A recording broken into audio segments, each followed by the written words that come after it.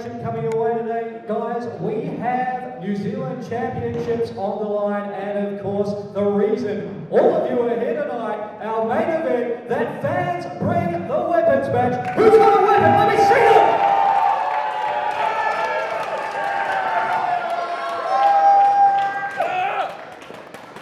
Take good care of those. They are going to come in handy in our massive main event. It is a huge night, ladies and gentlemen. The stars are out tonight in Mount Albert, folks. Perhaps you've seen them on Dancing with the Stars. Maybe you're one of the 160,000 who follow him on Instagram. Ladies and gentlemen, we got Mr. William Water in the house. William, give everybody a wave.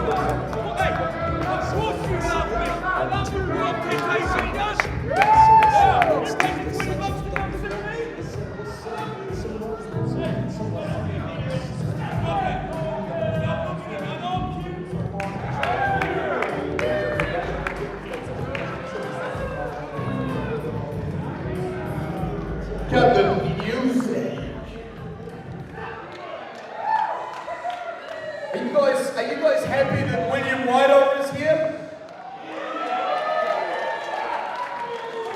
I'm not happy. I'm not happy. Listen here. You and your stupid hat and your stupid moustache. You saying you come to see me? Of course you did. And you know what? Your girlfriend come to see me too. She actually paid $50. She paid $50 for her thing, pal. Sit down.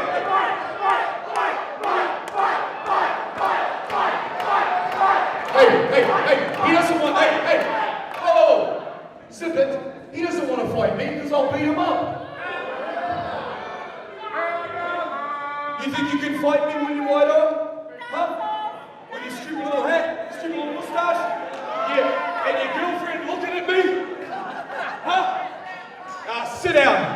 Actually, you know what? Security, let him come in. Let him come in the ring, come on. You want William Wairo to get in the ring? He won't, because he is scared. He's scared of the 10-time New Zealand champion. He's scared of the Dapper Dynasty. So sit your ass down, Wairo. You better put that shirt back, you better put that jacket back on, son. Because I'm gone. Boo! Yeah, because I can bang.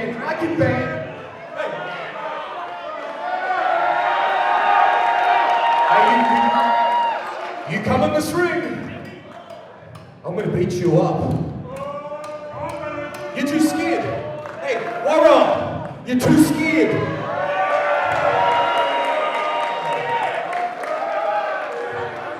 My shades look better than shades.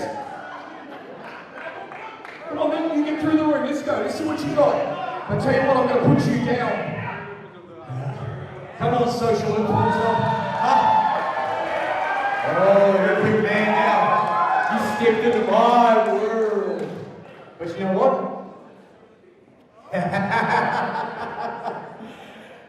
This is my 6'10", 125 kilo giant friend. Where's your friends? Huh? Oh, that was 3-on-1. Where's all your mates now? Woo!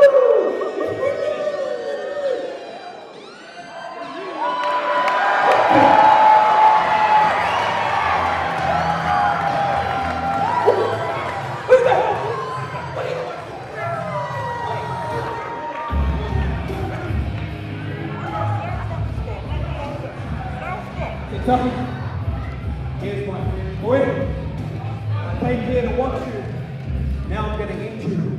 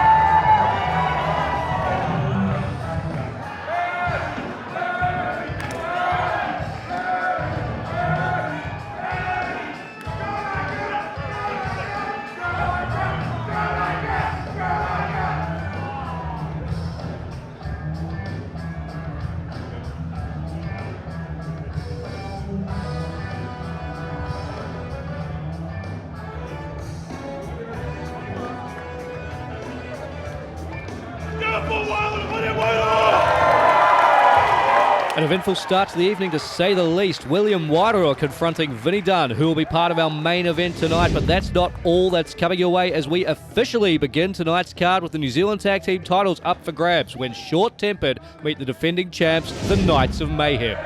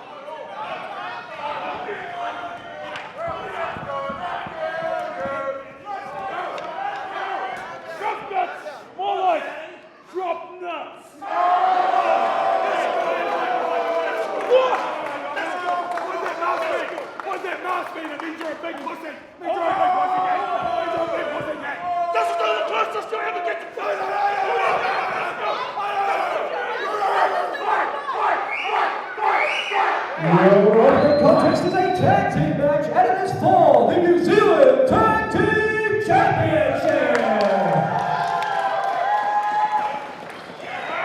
Introducing the challengers, the team of Matty Short and Lager Short Temper.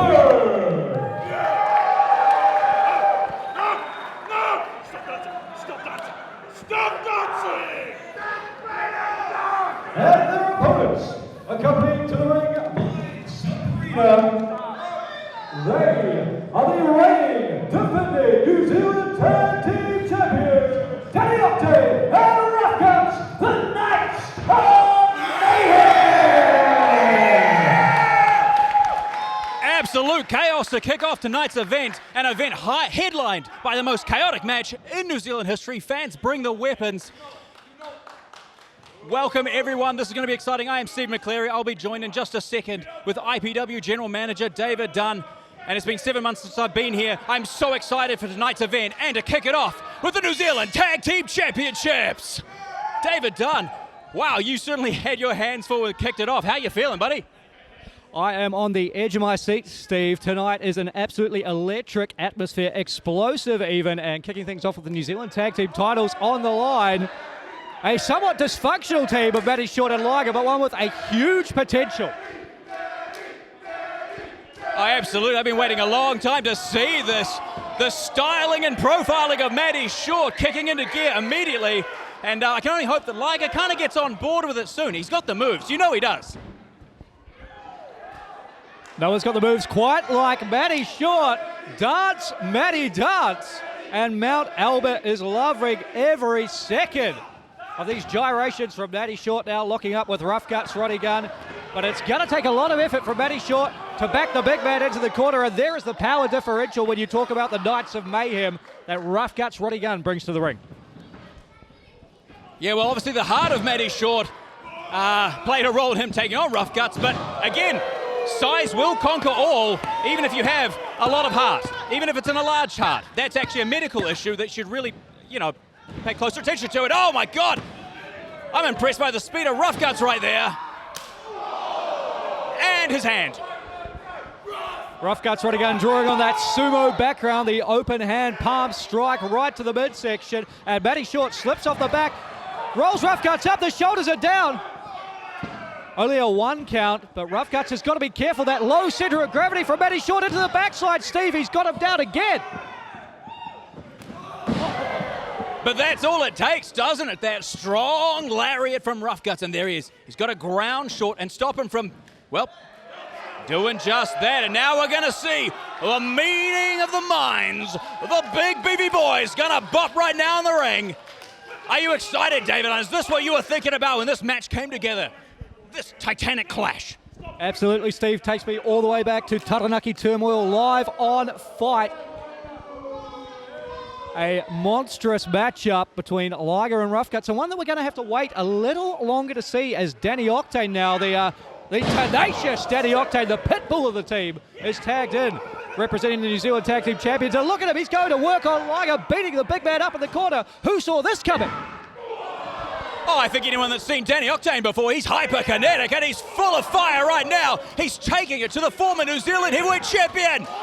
And oh no. And just like that, the game-changing power of Liger is on display. And now the tag made to Matty Short, the two smaller members of their teams, the legal men. And Liger looking to use Matty Short as a human weapon. Dropping him down into that elevated back senton. Matty Short floats into the cover, hooks the leg. Danny Octane gets the shoulder up.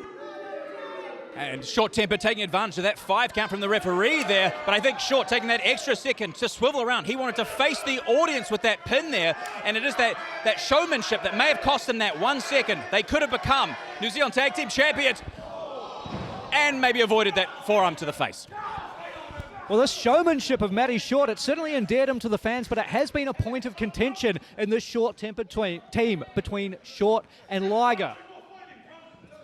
Liger been desperate to bring out a more serious side of Matty Short, and Rough Guts Roddy Gunn is going to do it here. Oh, the double team offense for the Knights of Mayhem, making the most of that 5 count.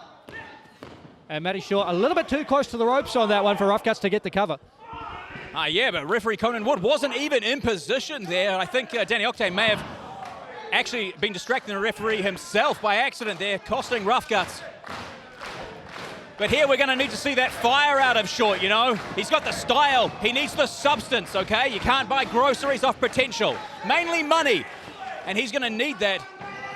Because right now, that weight of Rough Guts right on the back then. If Rough Guts starts to crank that, if he starts to put more of his weight on the upper back of Short, that lumbar will not be able to get him to a vertical base. And you know all about that, don't you, Dunn?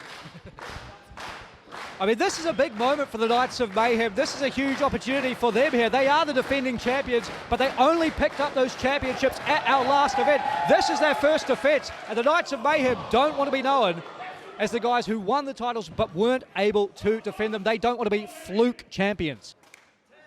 Yeah, a one-hit wonder might be good if you're the band Journey, but it's not good if you're the Knights of Mayhem. But we all know it's a different thing to win a championship versus defending a championship. You've got the target on your back. Everyone's gunning for you. But of course, like a freight train. You do have that championship's advantage, though. Will that come into play? It might not be necessary. Octane going for the pin there. Referee in. And just a 2 count. Short is really impressing me here.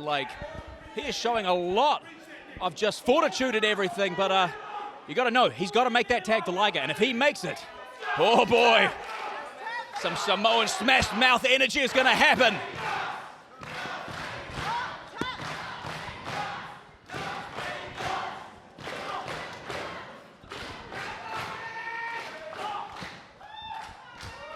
Matty Short walking towards his corner, taken down at the last second by Danny Octane. He knows how imperative it is for Matty Short to make that tag, and now Octane winds up in his corner, tags in Rough Guts, and Matty Short makes the tag. It's Rough Guts versus Liger. Here we go.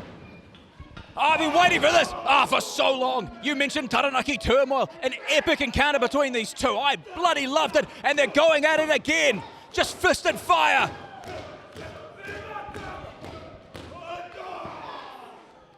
Rough Guts known as one of the hardest strikers in New Zealand. An accolade you can give to Liger as well. And I'm loving this. They're just going. No blocking, just face to fist.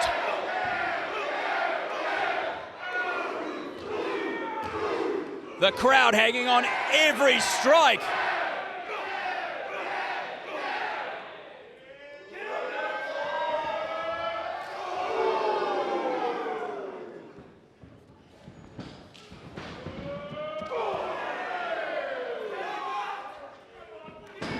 Quite the strong lariat from Liger there, not enough. Oh. And they are just trading shots right now.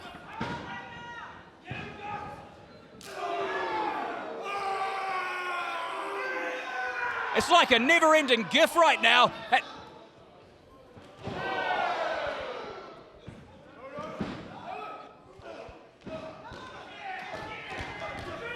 I think Liger must have been looking for that cape killer. He's won many a match with it. I know he wants to. What are they looking for here? Malfunction at the junction, David Dunn. Who do you have now with both competitors down? With both men having the same idea, colliding on that crossbody press. It's going to be about who can make the tag. Both men do it. In comes Danny Octane, in comes Matty Short, and it's Matty Short running right through Octane. Knocks him down for a second straight time. New Zealand tag team titles on the line, and Matty Short is feeling himself here. Danny Octane desperately fights off the shoulders. It turns Matty Short inside out, drops him in the center of the ring. Is it enough for Octane to retain? Short rolls through with the counter, shoulders are down, and now it's Danny Octane. Matty Short on top of this pinning predicament. Whoa!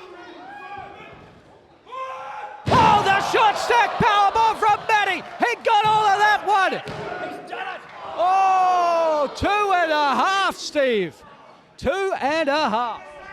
My heart leapt out of my chest and went into the ring to congratulate Matty Short, but it was not to be. Not yet anyway. What an encounter. God damn, that short stack powerbomb was amazing.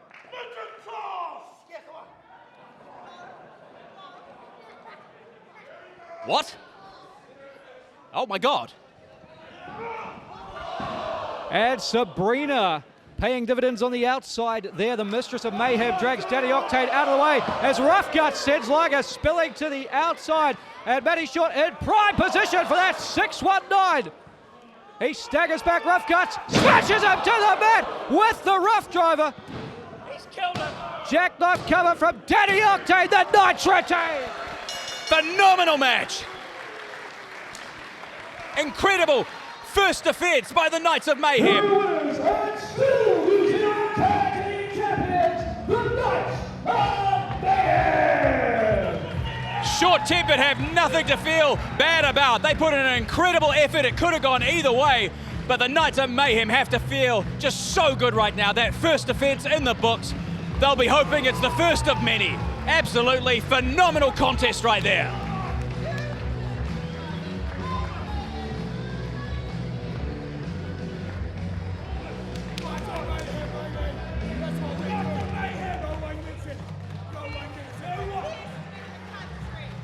And folks, the championship matches keep on coming, because coming up next, the debuting Amber Saint steps in the ring for the first time ever to challenge Frankie Quinn for the New Zealand Women's Championship.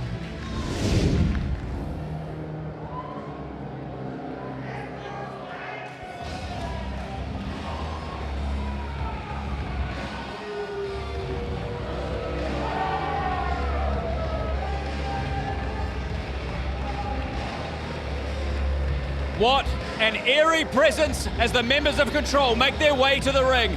But what a peculiar situation. Amber Saint, in her first ever professional wrestling match, is vying for the New Zealand Women's Championship.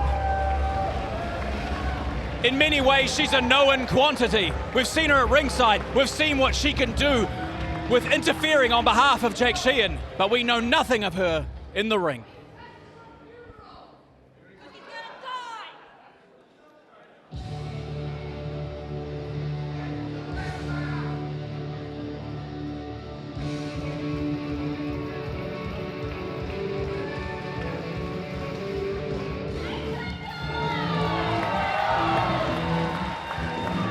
For the longest time, Frankie Quinn was the best kept secret in New Zealand professional wrestling. But no more. The whisper is a roar. She has achieved her place as one of the best wrestlers, regardless of gender, in New Zealand right now. The New Zealand Women's Champion, Frankie Quinn. But she faces someone she knows nothing about. Will the nerves, if there are any, get to Amber Saint? Or will the unknown X factor of Amber Saint prove to be an issue for the defending Women's Champion?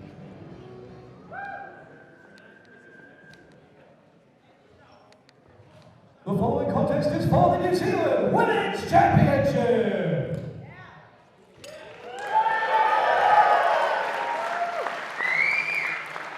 Introducing the challenger, accompanied to the ring by Control, hailing from Howard, in Scotland, Amber Saint!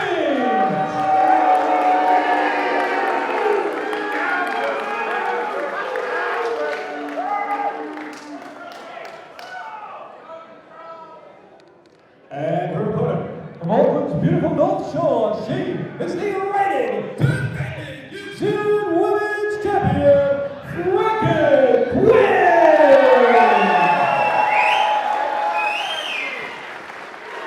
Phenomenal response for the champion and well deserved. So many questions going into this match. I cannot wait to see them answered. And David Dunn sounded a bit like you went through puberty during that intro. Any strange feelings? Any hair in new places? Oh, Amber Saint getting a strange feeling right there. It's a forearm straight to the side of the face, Steve. No wonder Frankie Quinn is fired up in this contest. At our last event, the Eliminator, Frankie Quinn retained her New Zealand Women's Championship. Oh, beautiful arm drag takeover there. And another one from Quinn. She was unable to celebrate at the Eliminator because Amber Saint got in the ring and attacked the champion. And Frankie Quinn looking to return the favor here. Well, I can understand, as I understand it, that Frankie Quinn asked for this match. And I mean, it's brave on one angle. She knows nothing about Amber Saint, who is going for a pinfall right now. That's a 2 count. That is the first 2 count of Amber Saint's career. An unusual situation, to say the least. Someone's first match being for a championship. How do you feel about this situation, David Dunn? You making this match, agreeing to Frankie Quinn's request. Do you think it's going to work out for the champion? Look, under any other circumstances, I'd like to see a wrestler debut, get some wins under their belt before they're in championship contention. But you're right, Steve. Frankie Quinn, as Amber Saint may be doing it here, 1 second away. Very impressive showing here. Frankie Quinn did ask for this matchup. She wants revenge for what happened at the Eliminator. Who am I to deny her?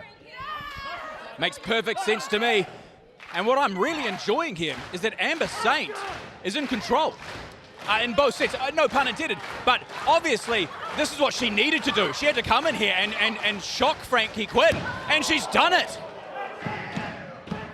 Because there's nothing that Quinn could do to study for this match, outside of seeing the type of stuff that Saint has done at ringside. We see that she's dedicated and devious. Now we're seeing it in the ring itself. What would this mean? What would happen if Quinn's championship run ends tonight? Goes to someone in their first match. Has that happened before? It would be a truly historic happening. Has never occurred in Impact Pro Wrestling. A wrestler in their first ever matchup winning the title and potentially dislocating the shoulder, the arm of the New Zealand Women's Champion. Yeah, that kind of maneuver just won't separate your shoulder. It'll divorce it.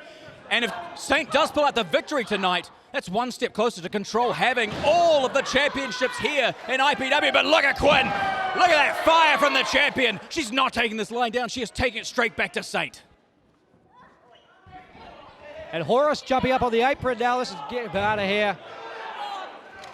Oh, God, come on, what the hell? What the hell's Sheehan, goddammit? Dunn! How can this go happen, Dunn? Oh, she's out! Dunn, she's out, it's over!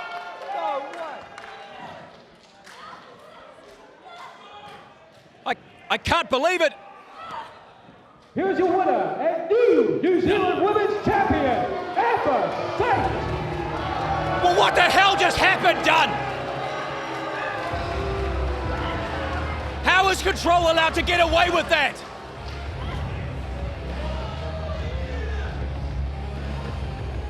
You saw that with your own eyes, just like I did. Jake Sheehan just used the New Zealand Championship. Now Amber Tate is the New Zealand Women's Champion. Frankie Quinn just got screwed here tonight.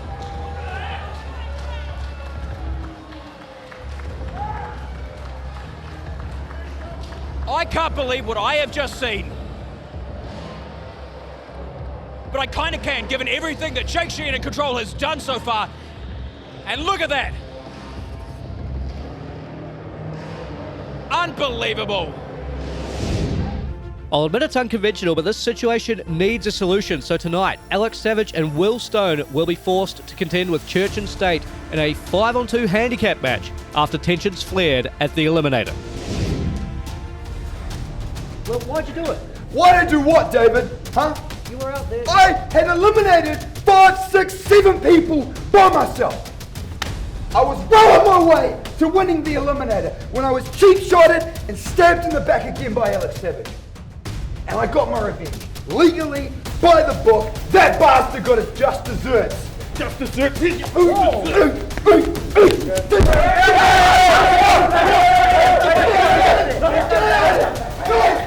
trash! If you guys are going to act like children, I'll treat you like children. Get him out of here!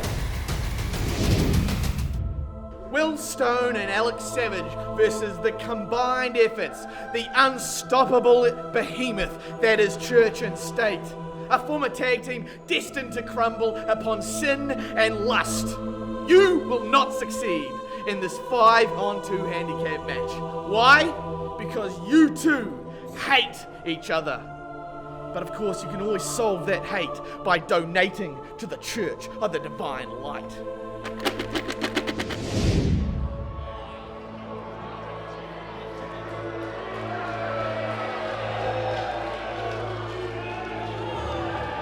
Ladies and gentlemen, your redemption has arrived.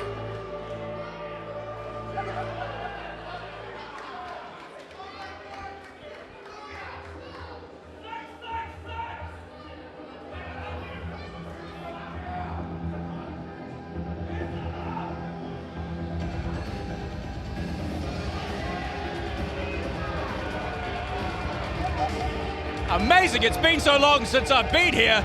I didn't know that Sir Mr. Burns had grown his hair back. It's so wonderful. Making their way through the team on the Congress line, and the Youngers, Church and State.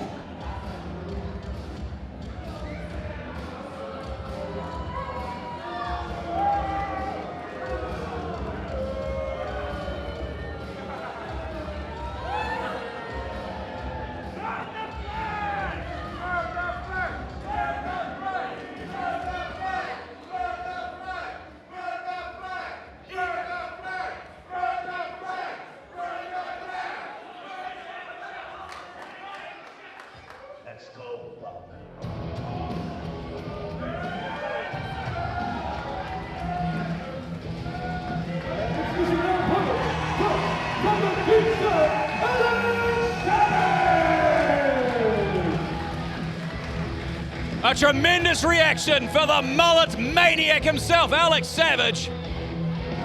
It is fantastic to see him back in action. But what a strange match to be part of. Definitely not what he wanted or expected.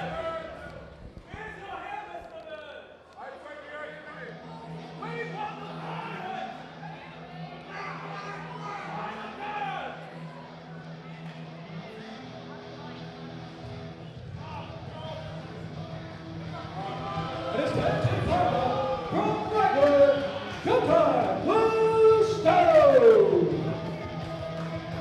Oh, look at this. I was expecting Will Stone to be furious coming out here.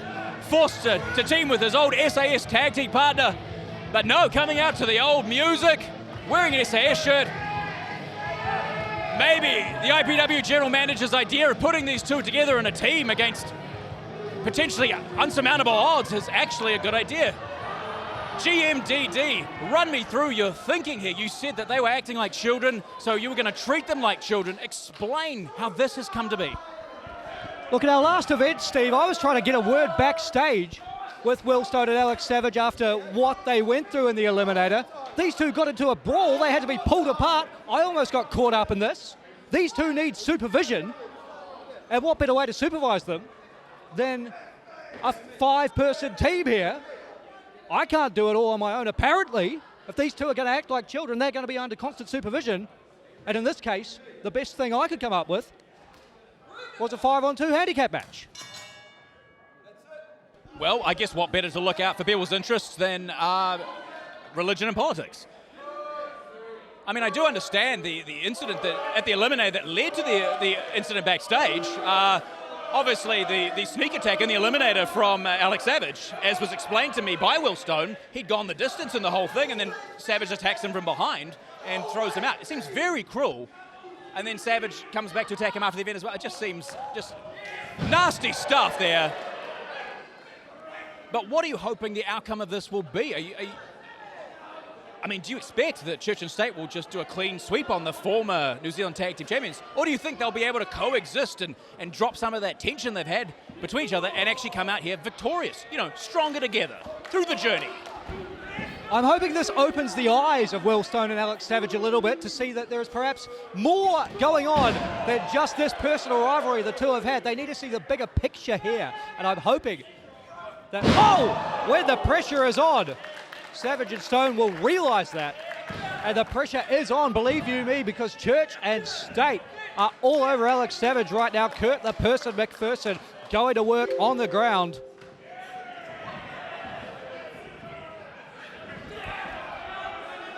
Sorry, I just received an email from IPW management. That's me. I didn't send an email. Oh, you must not have been CC'd in there, David Dunn. Anyway, incredible fall-away slam there from Savage.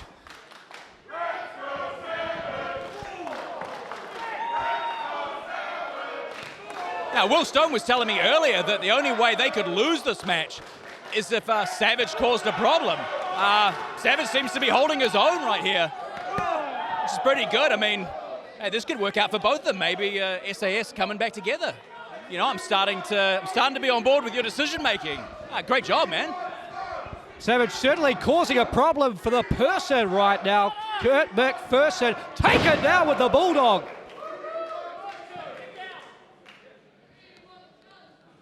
And now Alex Savage into the cover, and you see James Shaw breaking it up, because we should point out, I know Church and State have wrestled an elimination match in the past. In fact, that's how they lost the New Zealand Tag Team titles. But this match, one fall to a finish here, so obviously James Shaw thought the damage had been done and needed to do something about it. And you'll even notice Shaw went straight for the hip region of Alex Savage. 2 hip surgeries there caused by Will Stone in the past. And that's the wrestling IQ of James Shaw. And if you want to talk about an up-and-coming star with a bright, shining light, it is St. Finn.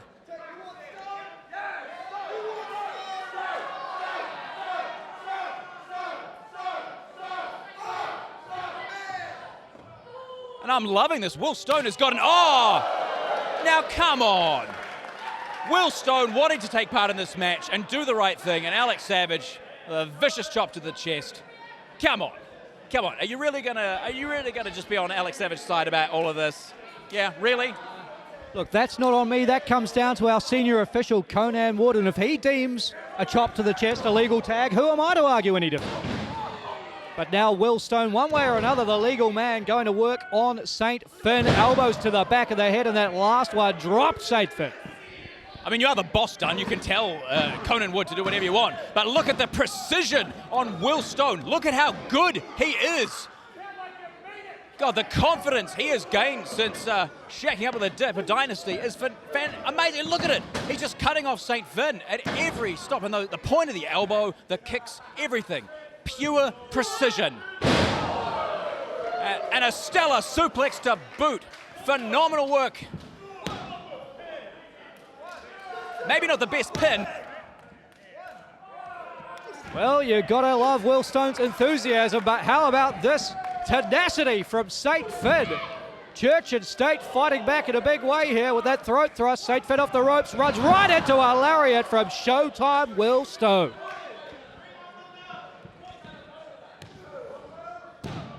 Stone with the cover, staring straight into the eyes of Alex Savage.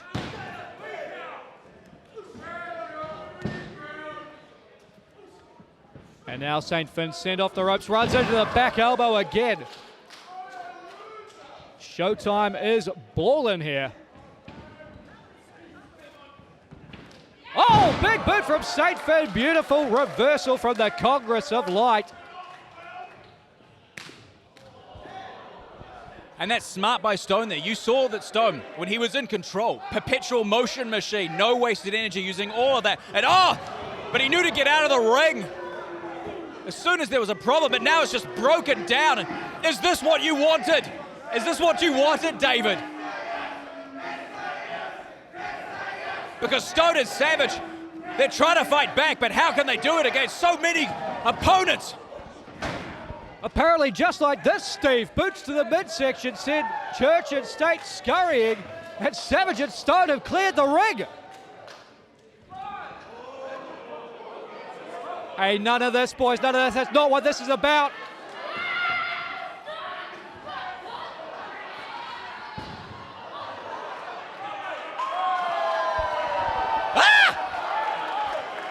Oh no! Poor Sister Olivia's decency! Oh my God! Protect her modesty, James! Oh my God! Shield St. Finn's eyes, he's so precious and pure! Oh, I can't believe Father Shaw's seeing her like this. A unique outfit though, quite unexpected, but oh my God!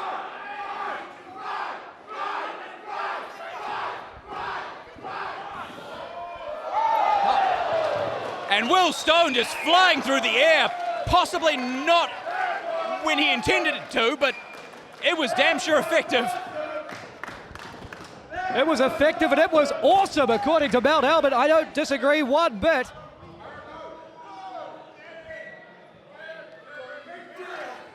And boy, the tension on the outside of the ring is mighty high here. But Savage and Stone stopped from imploding, courtesy of Church and State. Stone and Savage may hate each other, but it's that muscle memory from being former New Zealand tag team champion. Oh my God, Finn, oh my God!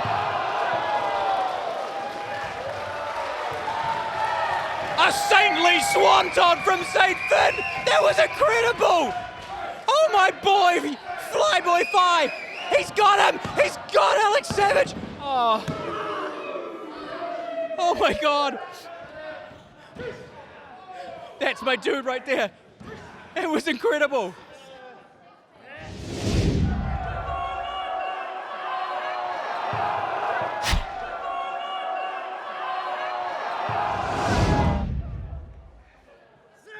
I am just speechless. Absolutely incredible move.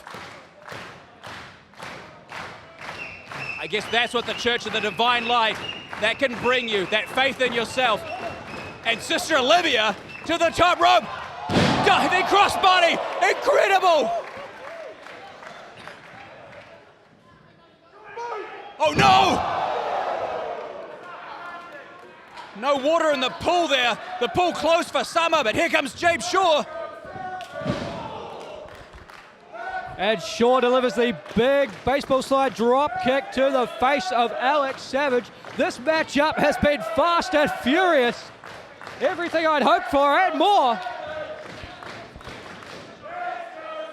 And now Sir Mr. Burns brought into the contest. Alex Savage a long way away from Will Stone. And while Savage is in trouble, Stone was egging on the audience to join in on the chants to give Savage that energy to try and make the tag. It is hard to tell the motivations of Will Stone.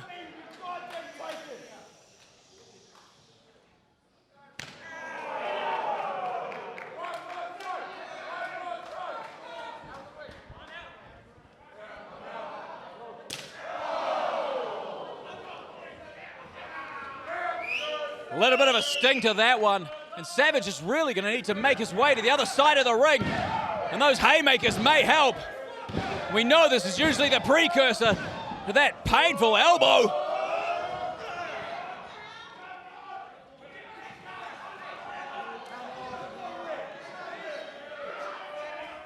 And referee Conan Wood has to get more control of the match than that.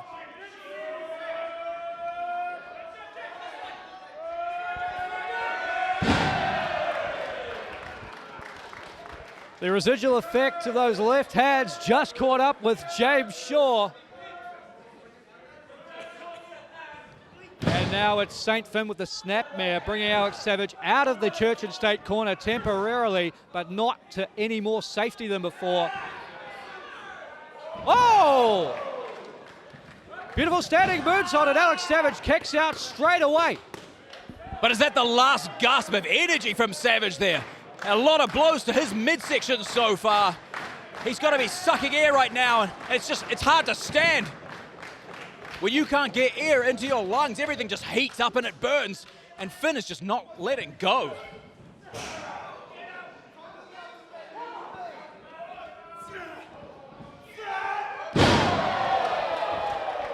And talk about all the wind going out of you. It's now out of St. Finn. Pray for a miracle for Finn's lungs. And the crowd is now behind Stone, who seems so excited to get back into this match. I think we are seeing it. The reformation of SAS. This is fantastic. I'll never doubt you again, David Dunn. Because Will Stone is he's on fire right now.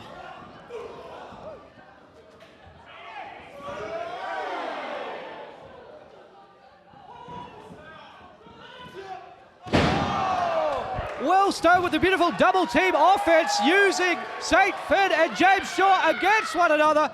And now low bridge sends Sister Olivia to the outside. Sir Mr. Burns knocked from the apron. Will Stone has cleaned the ring. And I'm shocked by what I'm seeing, but I'm loving it. I mean, the energy, the cohesion. This is amazing. You see, no longer angry chops to the chest for tags. This is vintage SAS right now, and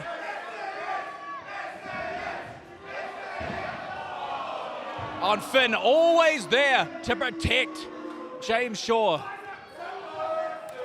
And that was Savage's fault, and to be fair, Stone should be angry about that. That was not Savage's fault at all. St. Finn making the save, and now things are breaking down here. Well, we knew going into this match that Stone knew that it would only be Savage would cause a problem. He needed to hold his side of it. That's not the case at all, Steve. You know it, I know it. Well, look, Stone is trying to hold his emotions in check and make it... Oh! Well, you know, he deserved that. He did not. Alex Savage taken down with a low blow from his own partner, the ultimate betrayal. Oh, well, what do you expect at this point after everything that's happened between them? Come on. Oh, and there's a sure shot from James Shaw, capitalizing on the damage already done. Into the cover, stacking the leg, and that is it.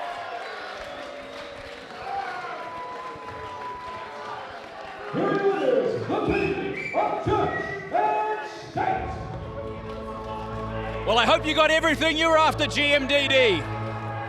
Stone and Savage, only one of them standing, but a victory for Church and State, and that's not a bad thing. That's a good thing. All hail, praise be.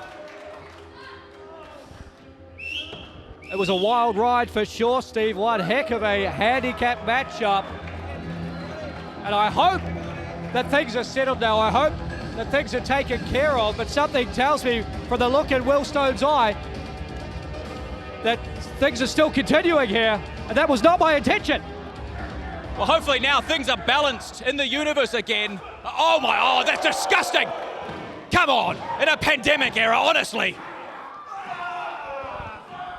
The matchup's over, but the fight rages on between Savage and Stone. Not victorious tonight, and things breaking down in a big way as that stepping stone kicks the taste out of Savage's mouth. What a exclamation mark, what a piece of punctuation from Will Stone on this failed tag team experiment. Well, at least you're admitting your failings there. I feel like this is the only way this could have ended. I mean, you don't spit in another man's face, Dunn. Oh my God! The wrist. And finally, officials running in. You can just see the pain on Savage's face. That wrist bent right back from my vantage point. I saw it bent all the way back. That is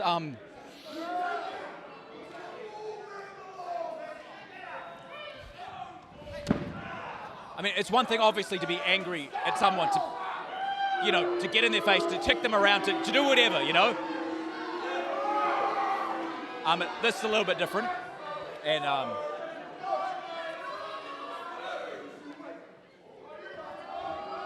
I mean, Stone obviously crossing the line there.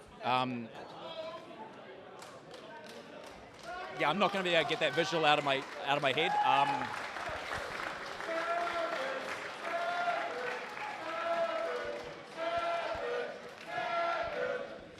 Hopefully, we'll get backstage after the show and check on, get an update on his hand and how he's doing.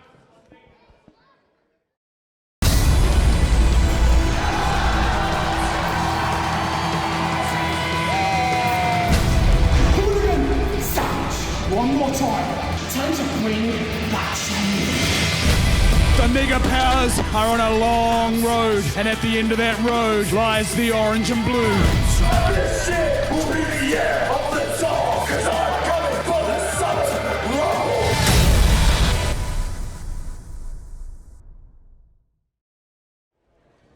Well, Mount Albert, that was certainly not how I anticipated things would go there between Savage and Stone. We'll do our best to bring you an update on the condition of Alex Savage's hand there. Those something may have happened.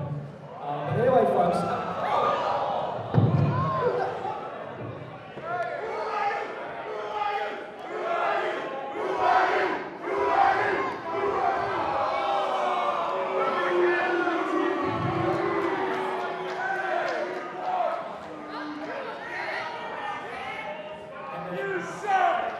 I'm not here to hear you, David Dunn.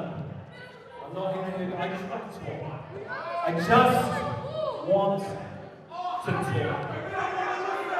I want a meeting with the general manager. You're wearing the big boy pants now. I want to meet with the GM, David Dunn. The man who calls all the shots around here. You know, last time you and I were in the ring, David Dunn, what did we talk about? What did we talk about? I said make sure that fans bring the weapons that you give my client, my Savage, my Niwa, his contractually obligated match in this ring. And what did you do? What did you do? You did nothing. You did nothing. Niwa's not here tonight. Niwa doesn't have a match. You didn't even bother flying Niwa up. And I don't blame you. I know that you're scared, David. I know you're scared. I know you're protecting your roster from my Savage. I get it. I get it. And I'm not mad. No one cares.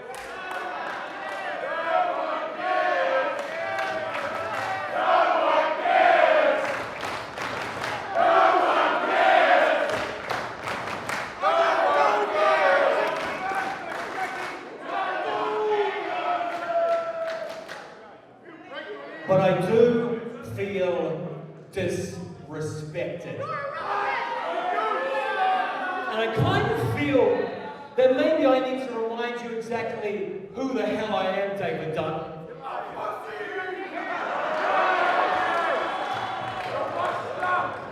David Dunn, they were calling me Mr. New Zealand Wrestling when you were cacking your nappies back in Levin.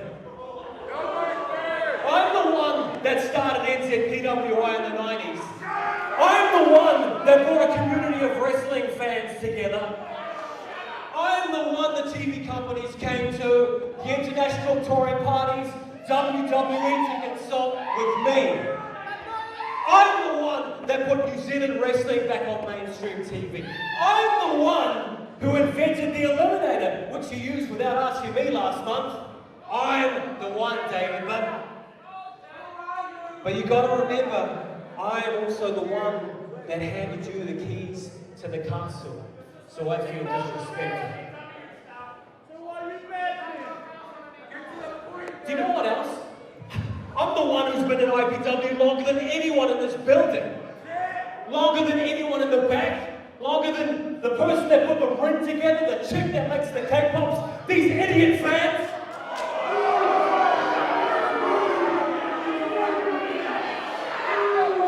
Vinny Dunn, I commentated his first match. Yeah?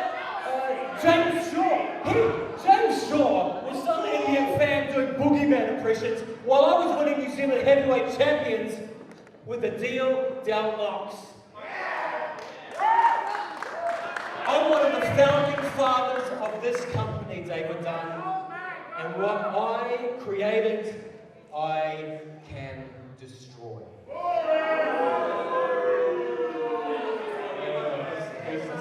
Is one of you goons? Is what the truth hurt? Does the truth hurt, David? Get your head.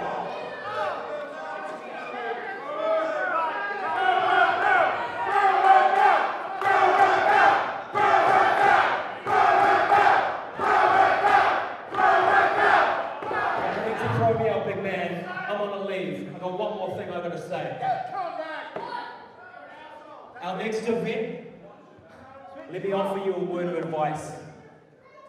Niwa better be booked on that card. Because if he's not, I can assure you of one thing. Niwa is coming for you.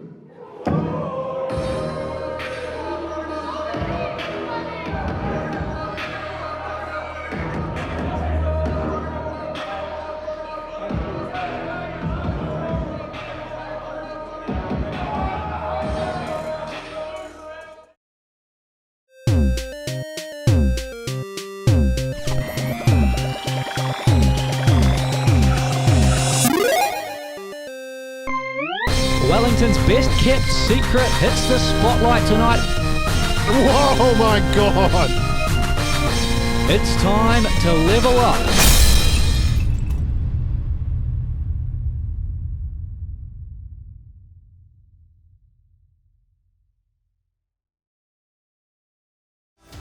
No longer the New Zealand heavyweight champion, Jamie Takadese will be faced with a tough test in the form of Invercargill's K9 as the big man tries to climb the ranks to title contention once more. It's simple. I underestimated Charlie Roberts. I mean, what else was I supposed to think? I beat that man twice, 3 times! If you count both pins out our 2 out of 3 falls match.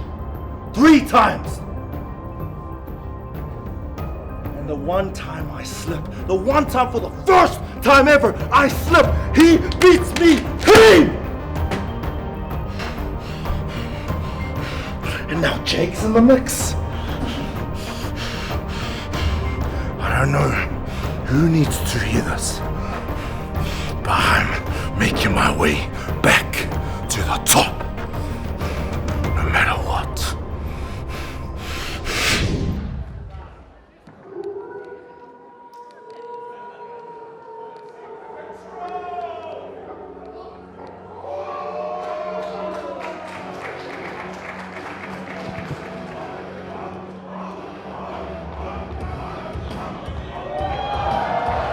Introducing first, hailing from Invercargill, he is the king of the sinners, the homebred Dwayne Johnson, the South City Dark Knight, K9!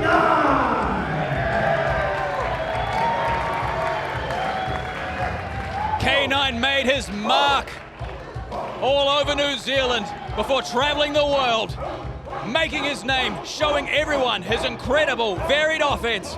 And now he's here in New Zealand once more, looking to add another accolade to his accomplishments. But to do it, he'll need to take out a nigh undefeatable monster.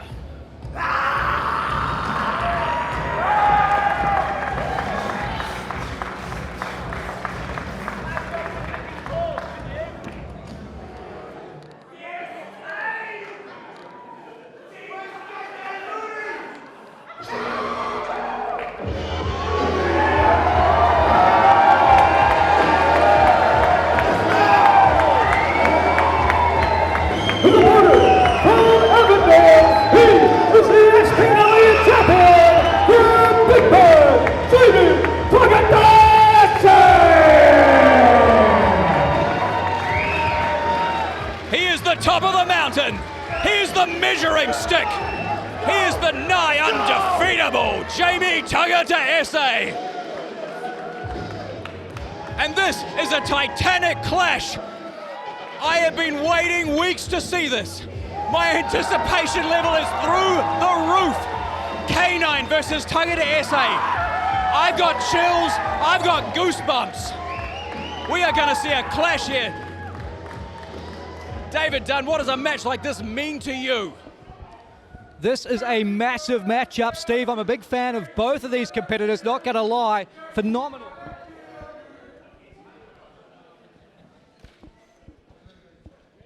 Phenomenal to get this opportunity to put the both of them in the ring. This is really a must-win scenario for both of these men. Of course, Jamie Tangata SA, the days of 2 titles Tangata SA are over, losing the New Zealand Heavyweight Championship in a shocking result at the Eliminator. But Tangata SA still holds that SPW Championship, and of course, that's the home promotion of Kane Khan. A win over the champ would put K9 right where he wants to be, coming out of that lockdown in the UK, walking back home, back to Invercargill, and back tonight at an IPW ring. And you know, K9 is a man who does things straightforward. If he can get a win in his belt against Tangata SA, I mean, that's just phenomenal. So few men have done that, even fewer properly and non-cheaply. You know what I mean, and you know who I'm talking about. But this clash is incredible, and like you say, if K9 takes this, gotta be right to the top, right at the top. I mean, I'm not the matchmaker for SPW, but how could you not put K9 in title contention? And of course, that SPW Southern Rumble coming up as Tangata SA almost gets the shoulders of K9 down. These two are going at it, Steve. The big dog and the big man are well and truly off the leash tonight. These guys have more chemistry than the periodic table and almost as many elements to their offense. It is an absolute pleasure to be here watching this contest. So many main event style matches here tonight at Fans Bring the Weapons, and just so good seeing K9 again in the ring, and here we go again. And there goes K9, taken to the mat with authority by the big man. And again, that waistlock takedown from Jamie Tangata SA. Everything the big man does, he does with so much explosiveness, so much power, so much impact. And K9 smartly using the ropes there to break that grip of Tangata SA. Oh, K9's a savvy competitor, you know it. So if it goes the other way, obviously we've just talked about what happens if K9 takes the victory here. If Tangata SA beats K9, does that put him right back into the IPW championship hunt, in your eyes? Look, Steve, I never want to make a matchup on the night, but you've got to think, right? I mean, if ever there was a case for an immediate rematch, it would be Jamie Tangata SA. Of course, Jake Sheehan, hip toss there from Tangata SA. Of course, Jake Sheehan cashed in that eliminator, took the New Zealand Championship. Big spine buster from the big man, Tangata SA. Oh, and nobody does it better, do they? That spine buster is a thing of beauty, and K9's kids are going to be feeling that one. Amazing. Well, if Tangata SA takes the victory, I'm going to spend all night telling you, make the match. Like, give Tangata SA his rematch for the IPW Championship. But, this match can go all night, though, with the style of both of these competitors. That hard-hitting nature. God, I love professional wrestling. It is the best, isn't it? And K9 now ringing the fight to Tangata SA, who just cut the big dog down with the back elbow. And now the action spills over the top to the outside as Tangata SA sends K9 tumbling to that unforgiving floor.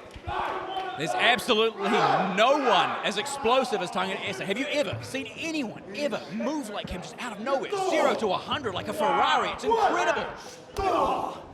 Truly one of a kind is the big man. That's how he's been able to do the things he's done. These history-making accolades, that undefeated streak of near 1,000 days. The only man to hold 2 New Zealand championships at the same time, the IPW and SPW titles. And now Tangata SA moves K9 back into the ring. Does not want to be counted out here. I assume the big man is looking to make a statement tonight, pick up a big win and insert himself right back into that New Zealand heavyweight title picture, which he could do here with the Warhammer, but K9 slips off the back and chops out the knee of the big man. Oh, as I kind of expected would happen, K9 having that scouted. The second you're on Tangatese's shoulders, you know what he's going for, and you know you must avoid it. Oh, and even just in the last 30 seconds, I'm seeing a plan forming here from K9. And yeah, there it is, focusing on the leg, and that's what you do. Stop that explosiveness, remove the vertical base, and remove so much of the power, which all comes from the legs of the big man.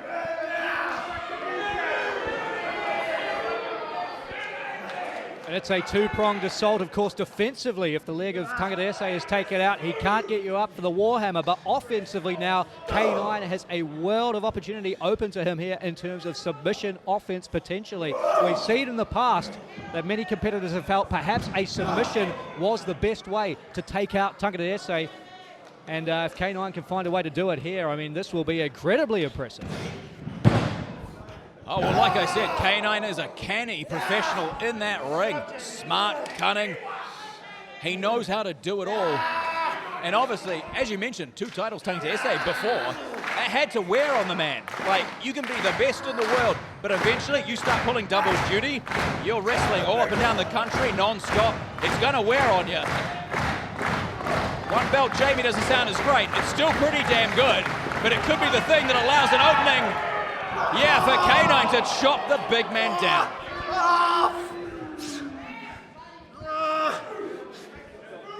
You hear Tangateese scream out in pain. The damage being done to his knee really starting to rack up here as K9 continues to find a home for these attacks.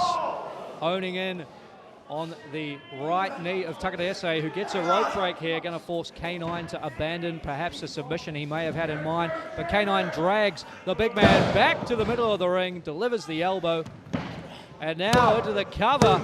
Tangateese kicks out, but Tangateese is still on his back, and he's going to find it hard to get back to his feet if he's only got one good knee. Yeah, definitely a strong kick out still from Tangateese there, but like you said, he didn't move off his back. He's still on the ground. And when you're facing K9, who is laser focused on that knee, which I do notice has extra wrapping around it versus the other knee. So there may be issues there. There's definitely issues there now. Just driving that foot, that ankle could have shattered bones. It could have torn tendons. I know that firsthand. I'm dealing with that injury myself right now. Like, Jamie may not be able to walk for the rest of this match. He could have long-standing issues. It's that simple. And of course, that's all that K9 needs, right? Absolutely. If you can find any sign of weakness in the big man, you must exploit it. And the big dog not endearing himself to our Mount Albert fan base here. And that's a mistake as far as I'm concerned, getting distracted by the fans. They're not going to win you the match. Only you can do that. And right now, that's what Tangateese is laser focused himself on doing. And he's got him up and he just dumps him. Oh, you can see, though, he's had to fall against the ropes. He can't put full weight on that leg.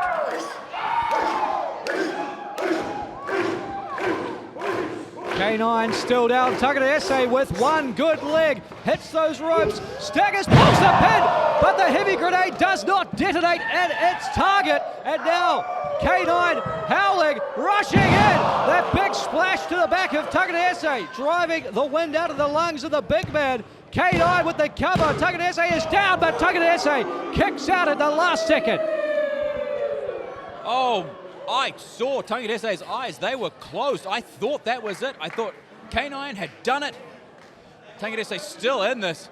What an encounter between both these competitors. K9 now back in control. And all he needs to do is stay focused. Not forget that leg, both the ankle and the knee, and just keep working at Tangateese, and he's got this. K9 has been exceptionally vicious ever since he returned from the United Kingdom, that lengthy lockdown. The big dog is certainly off the leash tonight. He's been unchained. He's bringing the fight to Tangateese. But Tangateese, one good knee, makes his way back to his feet and uses a modified drawbreaker. Oh, but K9 with the clothesline to the back of the head. Tangateese is down. But is he out? No, Tangateese still gets the shoulder off the canvas. And you can see right there what the things that K9 has learnt from wrestling all around the world. His jaw gets jacked, bounced on ropes. He knows exactly where they are, and he's right back on instinct to crack the back of Tangata Ese. You don't have that when you're a rookie. But also, generally speaking, when you're a veteran, you don't try to pin your opponent like that. Yeah, I'm definitely questioning at this stage the mindset of K9. He had a game plan. It was clear to all of us and to Jamie. But now it's like he's just, well, what is he doing, Dunn? Is he showboating? Like, is he getting frustrated? Well, K9 immensely popular in Invercargill. That's not the case here tonight. That may be getting inside his head. He's used to having the fans on his side. He's used to having the support of the people. But if K9 can keep on the attack like this, Steve, we might be closing in on seeing another history-making loss for the big man. But there's the power of Jamie Tagadaese. The clothesline now, the back elbow follows it up. And the big boot from that injured leg. Tagadaese still fighting away to dish out the offense. And that is what happens when you fight on instinct. He just instinctively used that leg, and it's, oh, you know. Well, if you didn't know before, now you know. K9 going for a hell of a ride.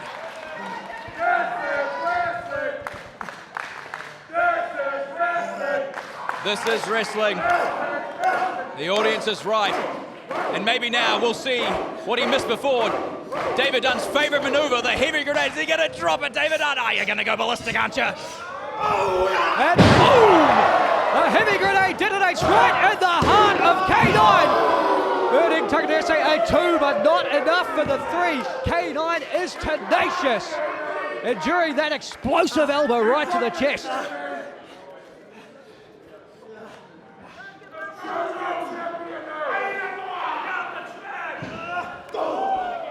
Massive clothesline from Tagadaese. Still, you see, trying to shake out that right knee, running on adrenaline. Again, crushes K9 in the corner. But to do it, Jamie's having to move across the room. Yep, and just like that, K9 suckered him in. But again, Tagadaese going straight back for it, but he keeps hurting his own leg. That was a hard shot there. K9 might be out, and the strength, it never fails to amaze. Unbelievable. If you've ever lifted weights in your life, you know how hard it is to maneuver weight like that around the momentum. It was incredible. Just phenomenal. And this crowd giving the respect that both these competitors deserve. Utterly fantastic. Oh, what a treat. And he might be going for it again. And K9 slips off the back, takes down the arm of Tagadaese. He's got Tagadaese locked in the dog pound, Steve. That brutal crossface submission, avoiding the gut-wrench powerbomb, and Tagadaese may be forced to tap out here. Nobody wants to be in the dog pound. Tagadaese's going to have to move, isn't he? He's going to have to move quickly.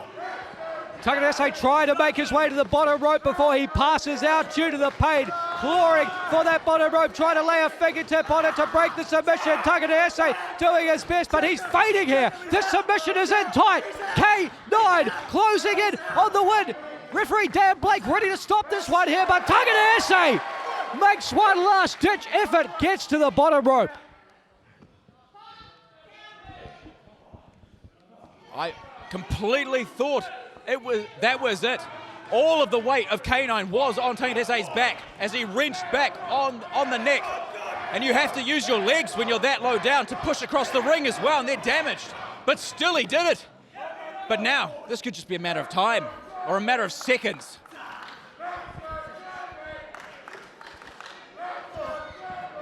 Oh, JB Tagadaese breaks free of that trapping suplex from K9, but K9 shot to the midsection, now staggers the SPW champion, rocked him with a back elbow as well.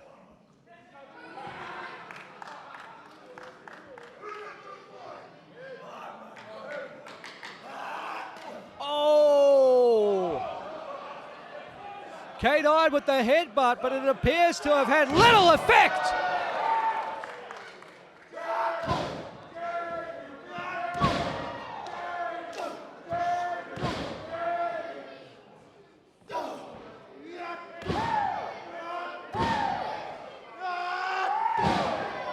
K9 and Tagadese trading career-shortening blows, these unprotected headbutts. And now K9, a ton of momentum, runs right into the crossbody from Tagadese. Like a swan, Tagadese just floated through the air. I don't even understand physics anymore, David. Nothing makes sense. The only thing that makes sense is this is one hell of a match, and these guys are tearing each other apart.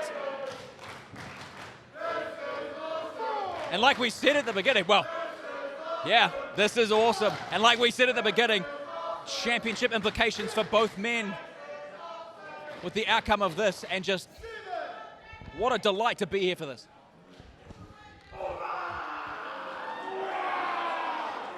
The atmosphere of this building unlike anything else as Tagadese moves K9 into position for the Warhammer. K9 slips off the back. That leg capture suplex smashes the big man to the mat.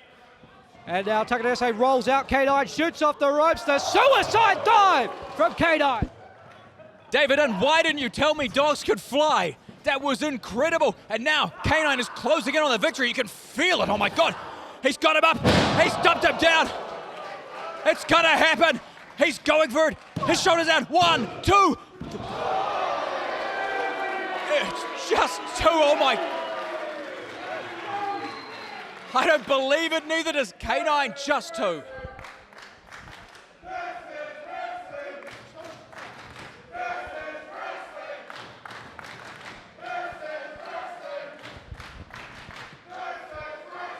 You might as well call these guys the landlords because they own this ring right now.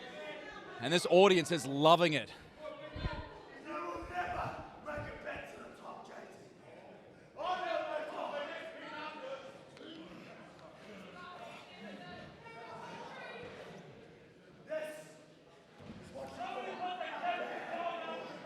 K9 looking to finish things with that bad dog pile driver. Tagadese backdrops his way to safety, avoiding that spike shot. K9 ducks down, rolls Tagadese up, the shoulders are down. Very, very near fall for the big man who hits the big boot, gets K9 up on the shoulders and smashes him down with the Warhammer. The big man with the Warhammer and the win. What a match!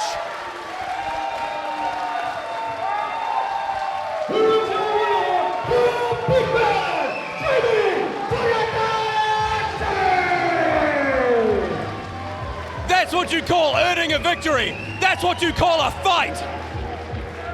Both men are going to be feeling that for days, maybe weeks, and we'll be talking about it for months, maybe years. Tagadese, K9, I want to see this again. I want to see this every event. This is what we call professional wrestling.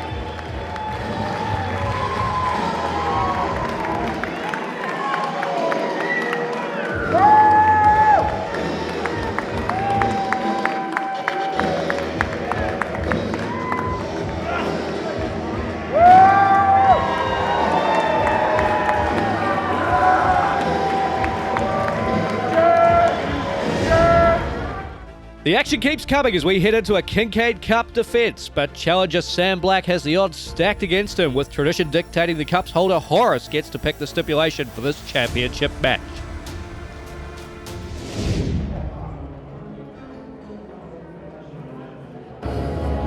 Introducing the challenger from Canada, who spotted Sam Black!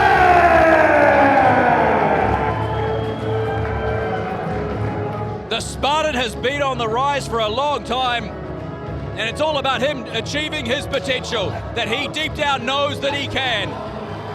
But you can't buy groceries off potential. Tonight, he goes for the Kincaid Cup. Can he achieve his destiny as the last of the 300 here tonight?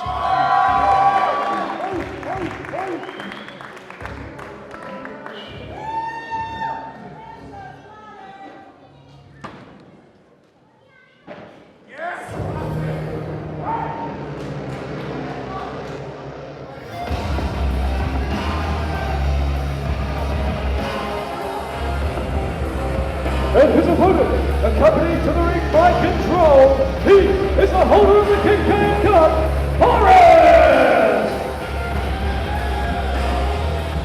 You can have your issues with who Horace spends his time around, but you can't deny he is the most underrated professional wrestler in New Zealand right now. He's been gaining accolades all over the country, and he's earned every single one of them. The Duke of the Deathmatch himself, Horace.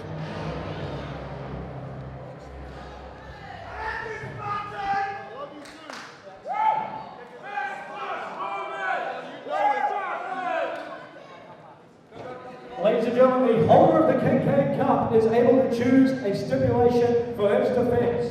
Horace has just informed me that this matchup will be contested under control rules, which means there will be no disqualifications, but only for Horace.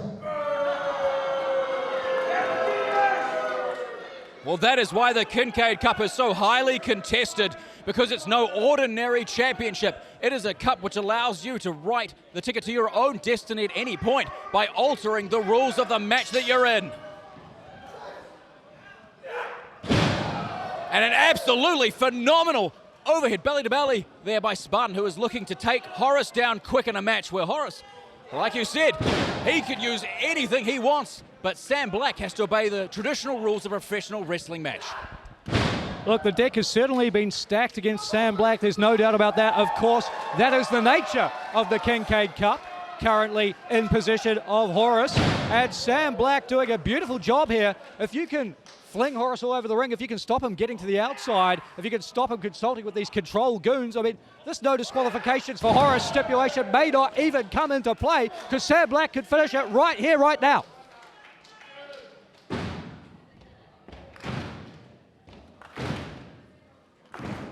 And you can tell that's what he's thinking right now, gearing himself up, could be looking for that spear. And this is the thing that you were talking about that Black had to stop, is Horace leaving the ring, because that's getting him closer to being able to take advantage of, well, yeah, I mean, taking advantage obviously is what is happening right now. But Sam Black should have known better than to take his eyes off the actual competitor in the match. And control going to work now, beating the hell out of Sam Black. I don't like to see it, but of course, Steve, there's nothing I can do. There's nothing our referee can do. It's control rules. This is perfectly legal. Well, it's what's magical about the Kincaid Cup and why it means so much to hold it. If you hold it, it means you took it from someone else who fought under their own rules. And so, yeah, we can feel bad maybe for the obstacles that Sam Black is trying to overcome right here, but if he wins, damn, that's a feather in your cap. And a near fall there for Horace, making the most of this interference. I mean, any other circumstances you'd expect to see these members of control thrown out of the ring at the very least, if not thrown out of the building. But control rules dictate that this is A-OK, which is a bad spot to be in for the Spartan Sam Black. Oh! And of course, the Spartan got to be feeling in an exceptionally bad mood as Horace tries to put the Spartan away here. Sam Black's got to be very wound up about what happened earlier tonight. Frankie Quinn, New Zealand Women's Champion, you know, the tag team partner, perhaps a bit more than that, with Spartan Sam Black losing her championship to Amber Saint. As Horace looks to retain his title, Sam Black pretty mad about what happened earlier this evening. Oh, they're definitely dating. You know it, right? You know it. And yeah, I can only assume that's why Black himself, I mean, he calls himself the last of the 300, but I know he's got comrades in this industry. He should have had them at ringside for this. Maybe it was pride, but again, pride doesn't get you a victory. And it definitely doesn't get you the Kincaid Cup. But if he can weather this offense, but again, how do you do it? Because if this is the game plan, then it's not going to work. So you're sure you can't kick the control goons out? Maybe another time, Steve, but unfortunately these are the rules that everyone has agreed to, and Spartan Sam Black making the most of it. Takes out all three members of control, sends Horace high into the air with that backdrop. And Sam Black getting things back to the way they should be, one-on-one.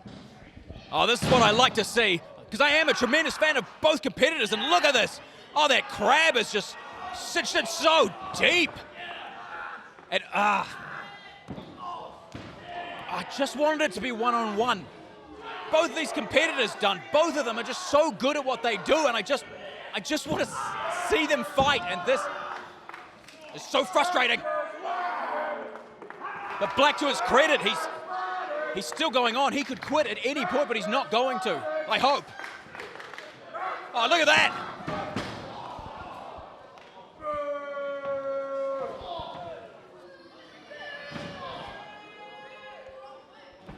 I think that's the best that Black can do in this scenario, is a few seconds here and there.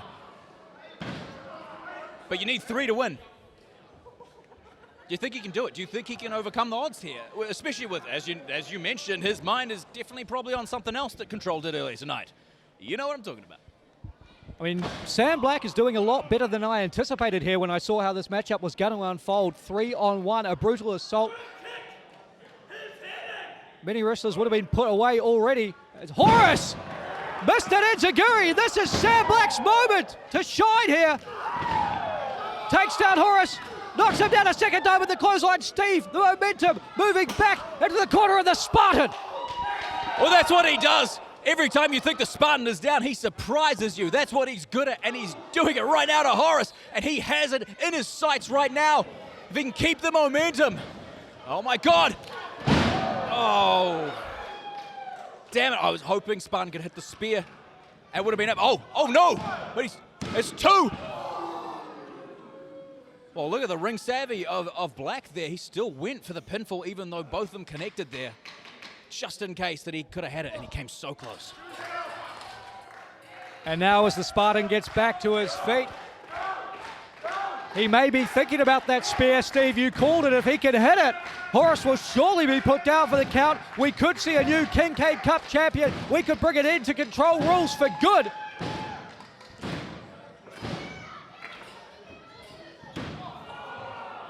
But again, Control coming into play as Horace hits that double arm DDT.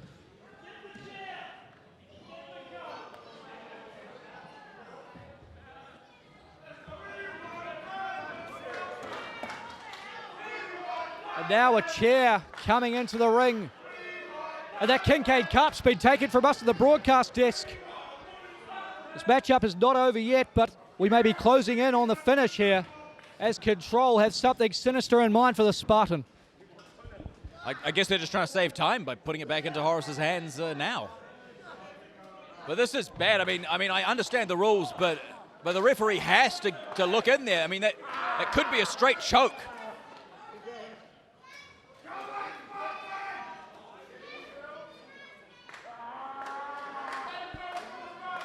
You know, it was a year ago I watched. Sam Black is out here. He's passed out, being choked over the ropes. Horace was not even involved. Your winner and still Kincaid Cup holder, Horace. Well, I mean, I am absolutely shocked. I was about to start reminiscing that a year ago, I watched Horace have that mask stapled to his chest. And then in the middle, I mean, Sam Black choked out. Horace wasn't even involved.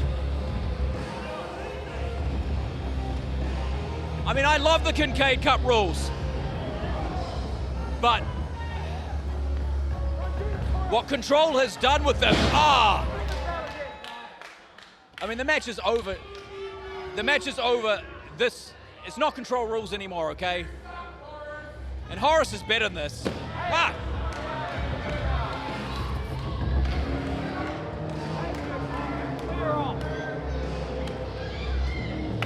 You find me that goon's name, Dunn, so I can send someone else after him.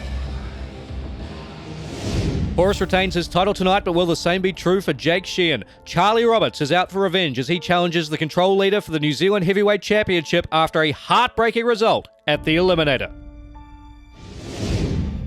Charlie! Charlie! Where are you?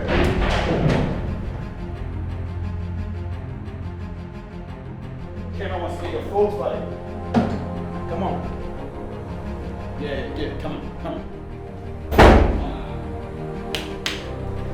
I had it. I had it in my hand.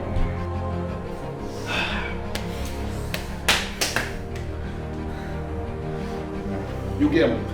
You get him, and we'll be there. Jack Sheehan, you better start watching your back.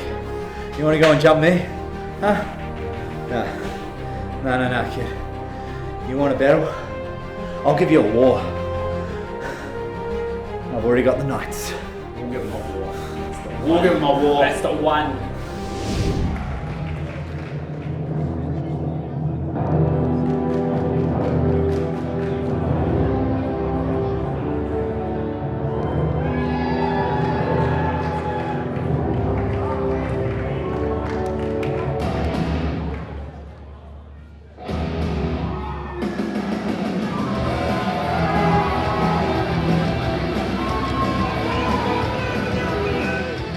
The challenger for the New Zealand Heavyweight Championship should be walking in tonight as champion. But Jake Sheehan did what he does best. He cashed in the Eliminator contract. He stole the Alpha Elite's moment of glory. Tonight could be redemption for Charlie Roberts. It's what he needs. It's everything he's worked for more than 14 years. This is his shot. One more.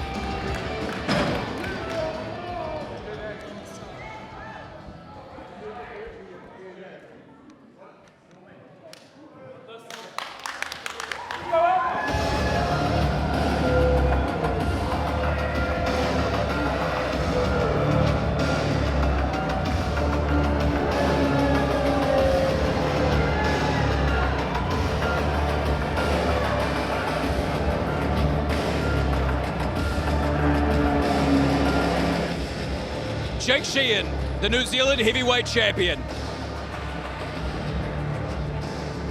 Flanked at every side by members of Control, now holding every championship in IPW except for the Tag Team Championships.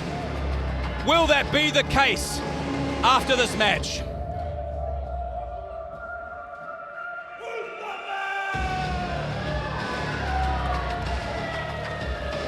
Sheehan has always been desperate to prove he belongs, desperate to prove he is the top of the mountain. But Charlie Roberts nipping at his heels. Tonight, we hopefully settle it once and for all. Who is champion?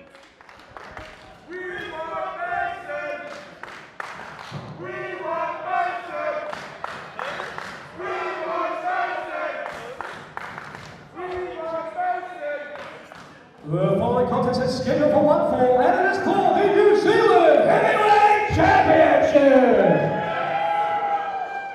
Introducing the challenger from Auckland City, the Alpha Elite, Charlie Roberts.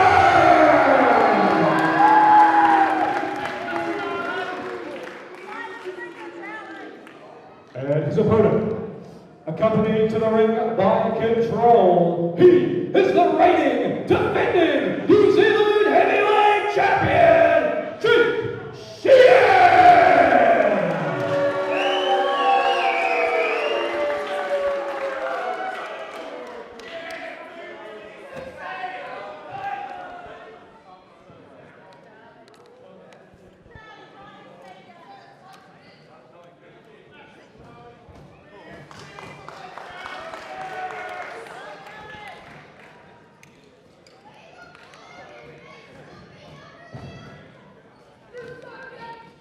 For a man who calls himself the Alpha Elite, Charlie Roberts has had everything taken away from him every time by members of Control.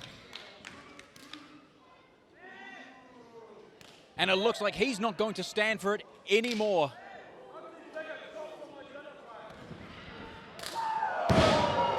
Steve, it was an emotional night at the Eliminator. Charlie Roberts achieved his lifelong dream. 15 years of work to become the New Zealand Heavyweight Champion, taken away in a matter of minutes by Jake Sheehan, cashing in that Eliminator contract. And every single day since, Roberts has thought of this moment, of this rematch, of this chance to show Jake Sheehan, to give him what he deserves, and to reclaim that New Zealand Heavyweight title.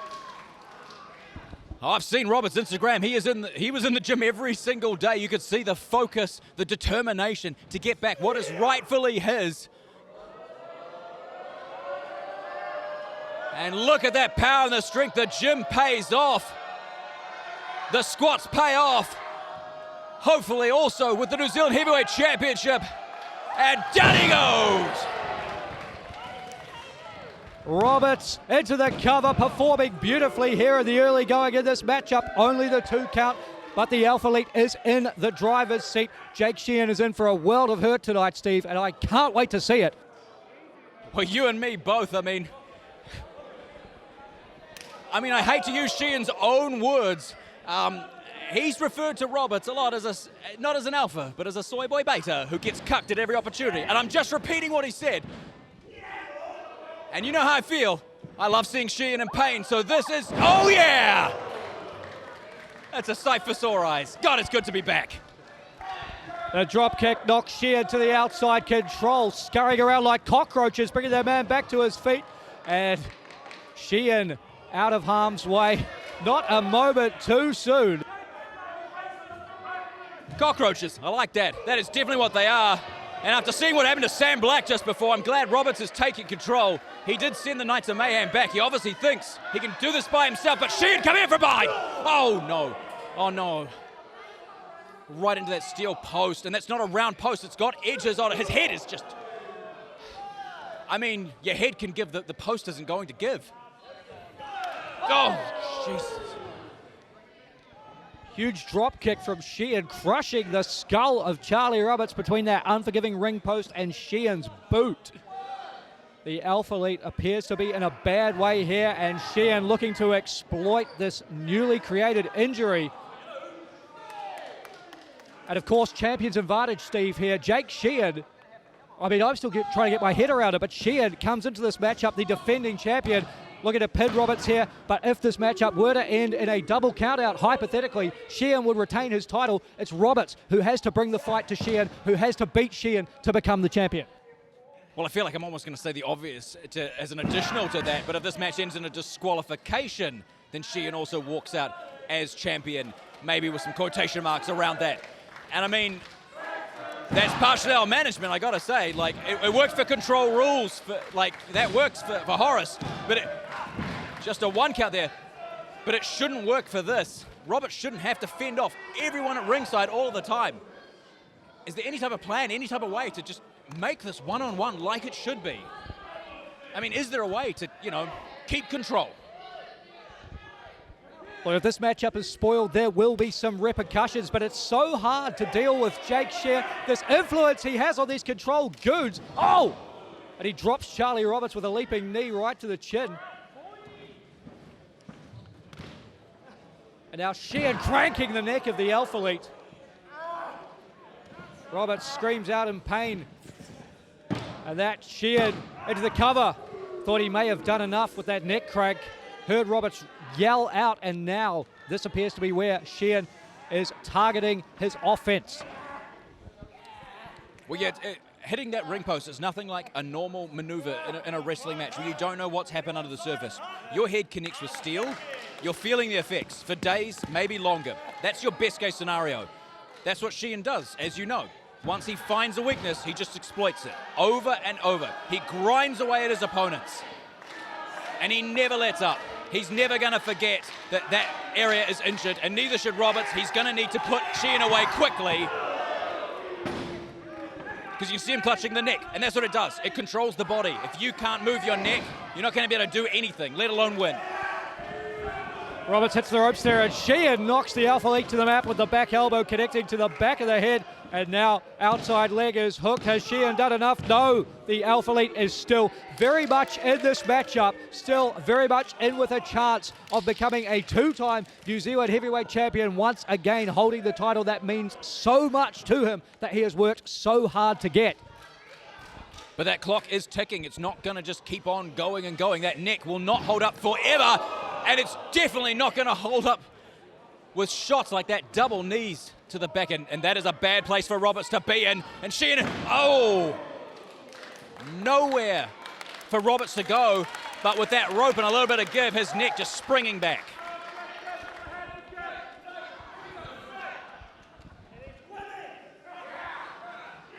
Sheehan drags Roberts away from the ropes, covers him now. Has Roberts taken enough damage? The Alpha Elite gets the shoulder up, but you can see after the kick out, Roberts has barely moved. He's expended a lot of energy. We don't know the condition of that neck. Roberts could be in serious trouble. Yeah, he didn't even move until the kick out. Like, I thought that could have been it. And again, like, if your neck is injured, it restricts all of your movement. Your strength goes. Your ability to simply stand. That kick out probably took a lot out of Charlie, more than usual.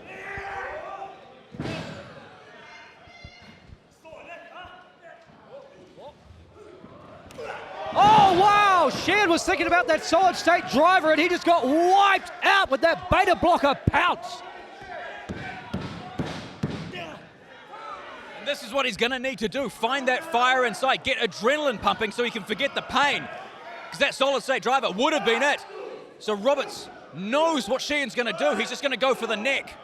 It could be lights out. It could be career over. He needs to do this as quickly as possible. And how's your neck, Jake Sheehan? Charlie Roberts rolls back into the cover, putting the pressure on Jake Sheehan's shoulders. Oh! Sheehan kicks out. It's not enough for the Alpha Elite to pick up the victory, but the tides may be turning, Steve. Mount Albert is rallying behind the Alpha Elite. Charlie Roberts is feeling the momentum. He's got that adrenaline running through his veins, and it can do phenomenal things as he turns Sheehan inside out on the suplex. Spiking the champion into the mat. Roberts into the cover to regain his title. 2 counts, says referee Conan Wood. Charlie Roberts really bringing the fight to Sheehan here. Horace not surprised. He tells us that Sheehan kicked out. Well, I don't want to say it loud enough that Horace hears me, but last time Charlie Roberts was, there was attempted pinfall on him, he kicked out very strong at 2. Sheehan's last 2, that was 2.5, maybe 2.7. Like, that's a telling story, especially after what's happened to Roberts' neck. Speaking of his neck, he needs to avoid that pile driver. And he does, but again, reversing the move and that kind of thing. Again, it's just pressure on the neck. Oh my God, no! Oh, no, no, no, no, no, no. Oh, no, no, come on. Get another ref out here. Sheehan's got the belt. No, not again.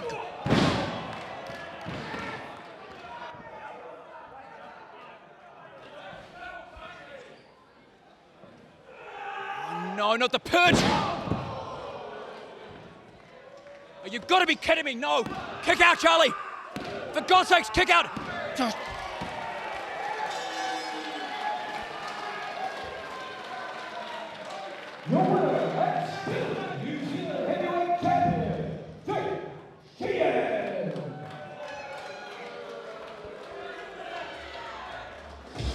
I hate that. I hate that. I hate that. And look at this. What the?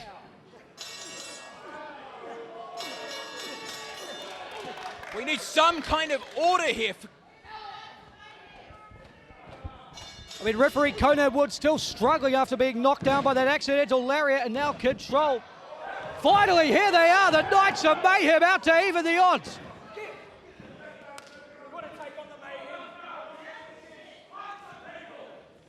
Control willing to beat up Roberts when it's 5-on-1.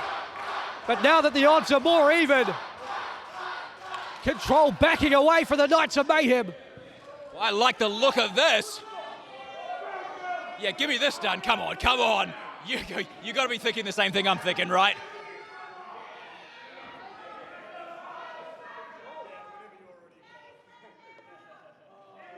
Wait. Oh, no. Oh, come on. What is going on? Charlie Roberts being stomped into the mat by Control. The Knights of Mayhem came out here, I thought, to even the score. And now you're telling me that the Knights are in on this too? 619 from Danny Octane. Don't call them moves. What the hell is happening? They don't deserve anything right now. Yeah, no, we're not calling it. I'm not calling anything that's happening right now.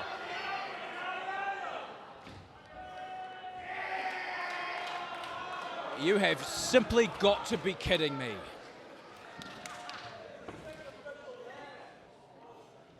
Hasn't Charlie been through enough?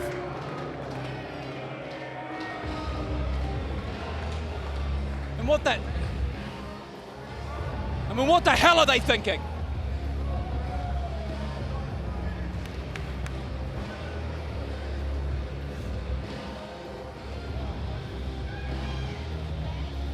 Great welcome back party you're throwing for everybody tonight, Dunn. All right, Control is bigger and badder than ever.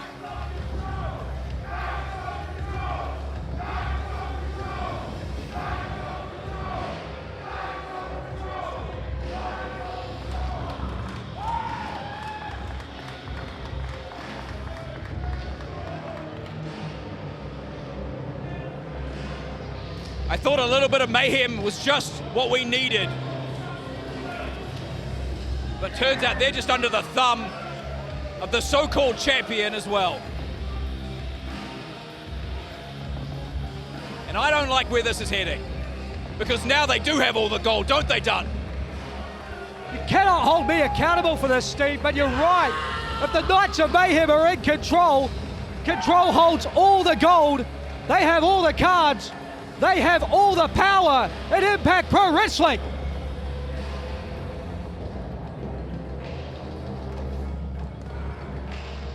Good luck controlling that, Mr. GM. What am I going to do? I don't know. I don't think you can do anything.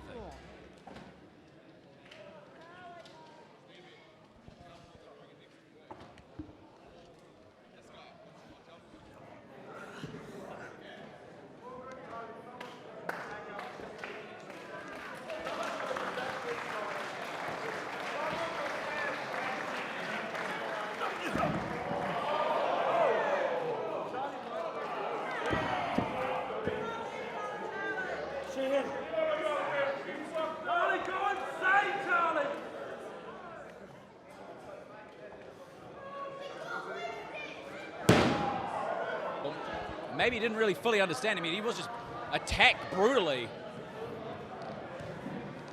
Roberts wants the mic. It's the least we can give him right about now. Shiv, Knights, your team, man. The New Zealand title is coming home where it belongs, and to a champion these people deserve. Not a snake bitch like you.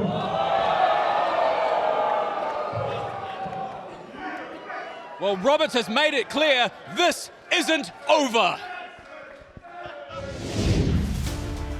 They've battled up and down the country for years, but tonight this rivalry finally comes to an end in New Zealand's most chaotic, unpredictable and interactive match.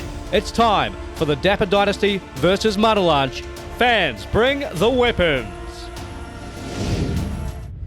The challenge has been set. The Dapper Dynasty versus Manalanch. The 24th of July at Mount Albert War Memorial Hall. They accepted the challenge. Big man, are you with me? Are you ready to go?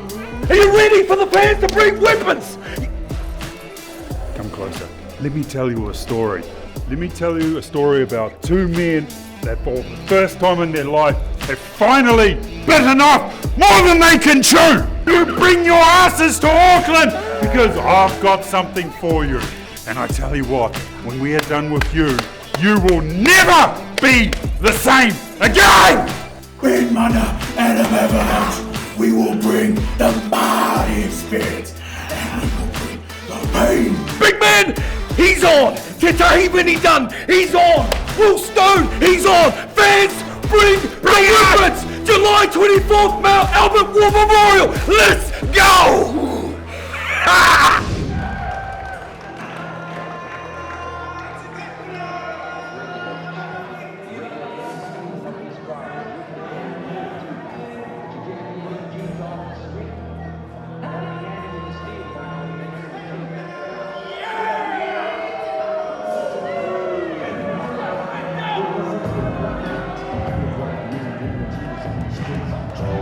taking the winner at first, accompanied by Mr. 100%, Gary O'Davis. Showtimes, Will Stone, Kentucky, Vinny Dunn, and Ruben Dion, the Dapper Dynasty! The Dapper Dynasty claim to rule this ring, but in order to make that claim legitimate, they have to knock off the biggest tag team in history.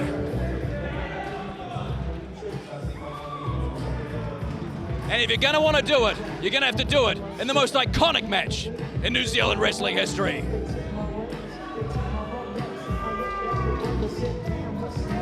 It is about to get wild in here.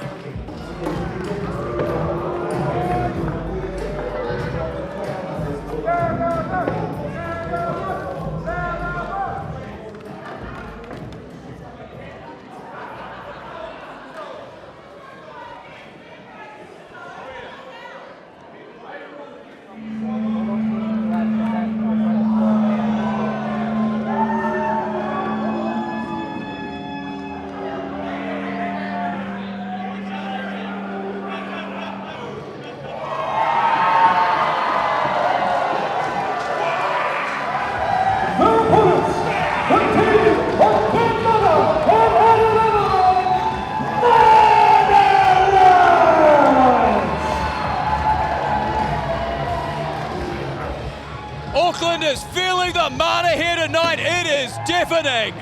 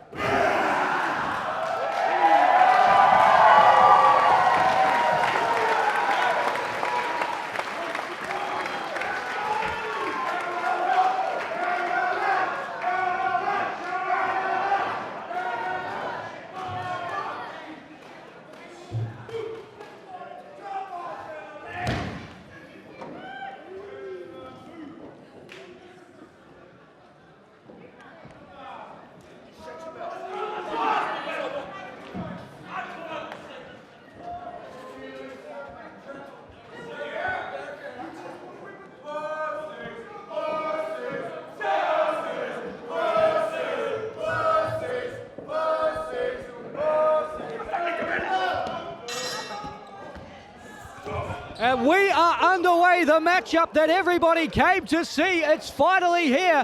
Fans bring the weapons. Manalaj versus the Dapper Dynasty. This rivalry must come to an end. Oh, and already the weapons are flying. Steve, it's chaos at ringside. Well, pretty much as we expected, and they wasted no time. Ruben attacking Adam with an umbrella. Oh my God, look at Mana over there. With those little cricket bats, it's just taking apart Will Stone. It's mayhem. How do you call a match like this? I've got no idea. We're going to do our best. Obviously, this is the most unpredictable, most interactive matchup in pro wrestling today. Fans bring the weapons, and we are seeing all sorts of them littering this ring. Oh, good night, Will Stone's ribs. And there's all these, oh my God, these homemade Singapore canes everywhere. There's a shovel over there. There's a badminton racket. There's everything. There's, for some reason, Gary Davis always wearing a bicycle helmet. I don't understand that part. But it is just violence personified. And you just don't know what to expect. And that's a toilet brush. It is important to, clean everything. Oh my God, he's plunging his nips. Vinny Dunn looking picture perfect. I hate you for saying that, but I can't stop laughing.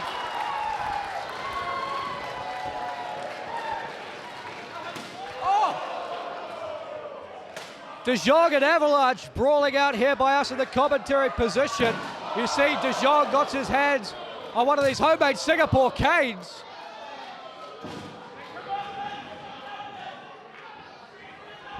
And a road cone has been thrown in. I don't think anyone here is going to obey any rules of the road, but, oh my God, he's made him a wizard. Ah!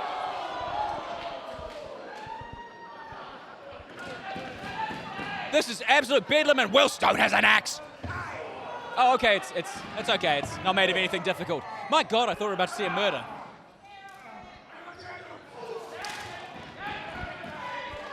Dunn now takes out Adam Avalanche. Bounces the head of Avalanche off the ring apron, off that Singapore cane. And now Vinny Dunn putting that cone over the head of Adam. He couldn't see it coming. Is Dunn with the shot. Oh! Feathers are flying at ringside.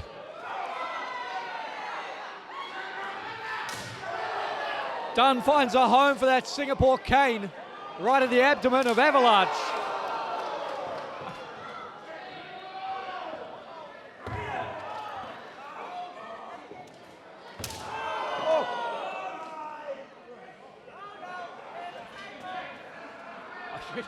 I mean, it's just absolute bedlam.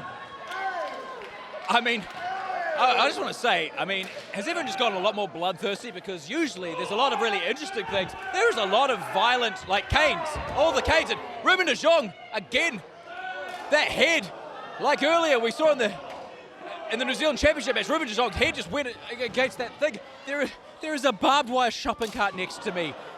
I can't concentrate on anything else other than the barbed wire shopping cart. I am sorry, I am passing the microphone back to David Dunn because I'm staring at a barbed wire shopping cart. I mean, Vinny Dunn with a rare professional wrestling move in this contest, the drop kick. Staggers Adam Avalanche on the apron, and now Dunn rushing in with a head of steam. Clobbers Avalanche again, who's teetering there on the apron, trying to avoid a nasty spill to the floor. I mean, this matchup is so personal between Avalanche and the Dapper Dynasty. This rivalry has been raving for years. Avalanche! Oh, good God!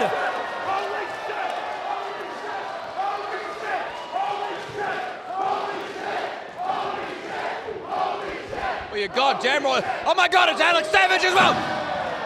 Steel to the head of Stone. Steel to Stone. That wrist taped up, and Stone is just getting thrown out of here. Oh my God, Savage is an absolute, oh my God, he's an absolute savage, okay? It's total carnage.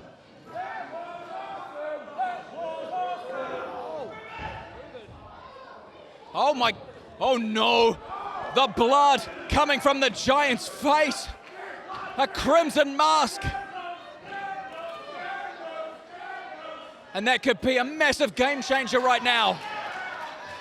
De Jong, a bloody mess, finds himself alone in the ring with Ben Mana and Adam Avalanche and a cricket bat. Oh! The impact of the bat to the skull. You know, there's an old famous quote, if you stand in front of a tank, the tank is going to win. But normally Ruben's the tank, but not when he's alone in the ring, on his knees. And we feel that Mana, as Mana Lunch, are now in control of this match. If anyone can ever be in control, the fans bring the weapons.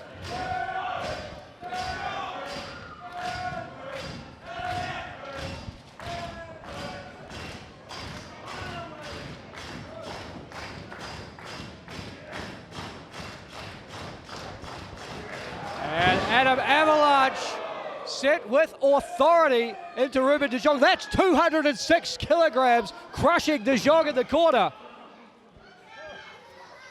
And in comes Tetahi with the drop kick, takes out Ben Mana. I mean, we have seen the Dapper Dynasty and Mana Lunch fight up and down the country. Who can forget that Pakanga Utu match? This is a rivalry that has been raging for years, and it seems fitting that tonight it reaches its conclusion. It culminates in fans bring the weapons.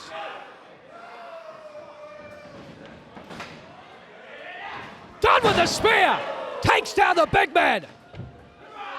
Our first cover of the matchup from Vinny Dunn.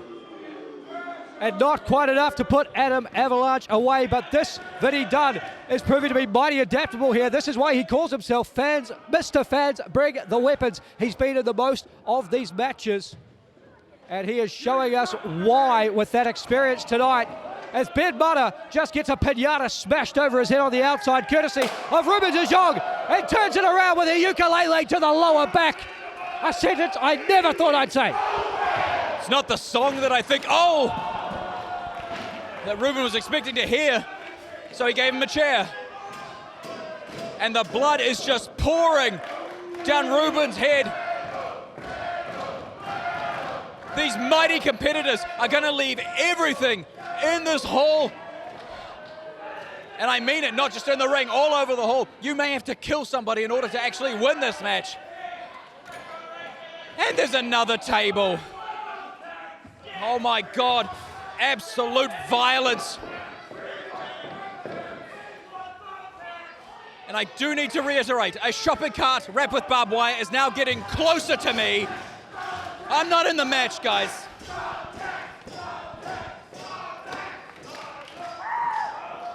And Ruben has a ladder. And he has introduced it to the sternum of Ben Mana. And Vinny Dunn just got an avalanche onto his chest. This could be it. It's one, it's two, and Vinny kicks out. Oh my God. We have been so distracted trying to bring you all the action here, trying to call everything that we are seeing unfolding. It is a truly chaotic scene here tonight in Mount Albert. Ben Mana and Ruben de Jong on the outside of the ring. Now as Adam Avalanche sets Vinny Dunn up on this table. Tetahi is prone. He is vulnerable. And he's gonna need a coroner if Avalanche hits what I think he's going for. Oh man. No, move Vinny, come on. Oh man. Oh no, he's gonna do it. He's flying, oh my God. Oh my God.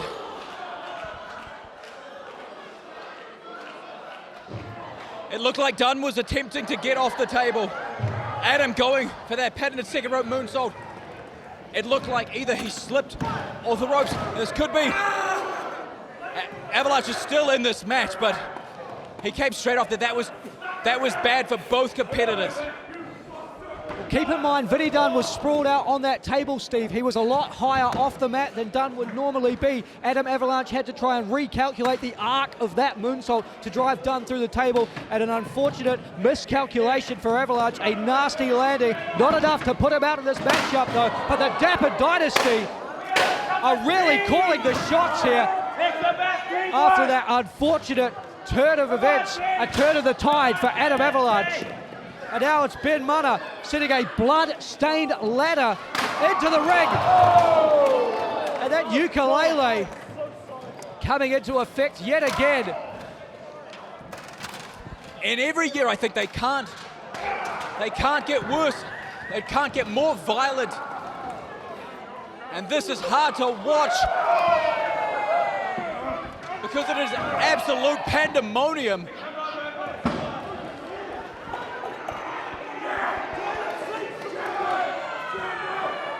I mean, I don't know how to call a jandal being rubbed in the face.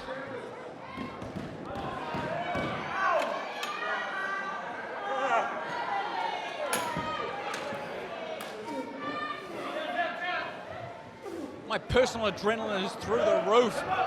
This might be the last match we see any of these competitors in, given what they will all go through to win, to call themselves the most dominant team in New Zealand.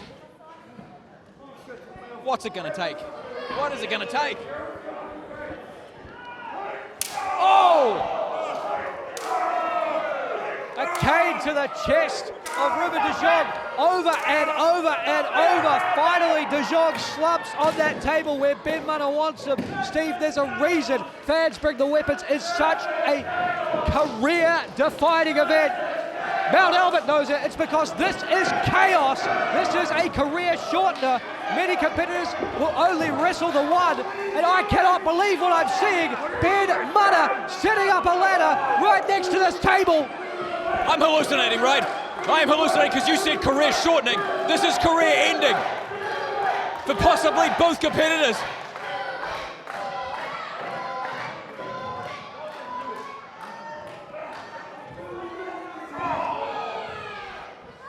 And Ruben, I mean, there's part of me that wants to see it, but there's another part of me that I don't know if I could handle it. This is chaos. And I'm not happy about both those competitors now being on that ladder. The referee's trying to make it as stable as possible for them, but this isn't good. This isn't good.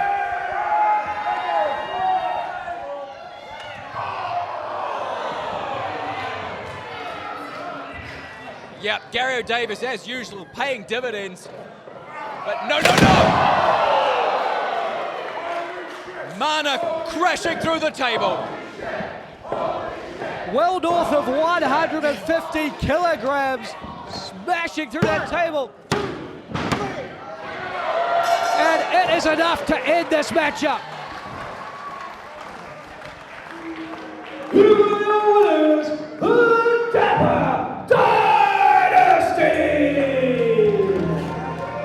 With the exception of Gary O'Davis, they don't look like winners right now, but they are. Fans Bring the Weapons belongs to the Dapper Dynasty.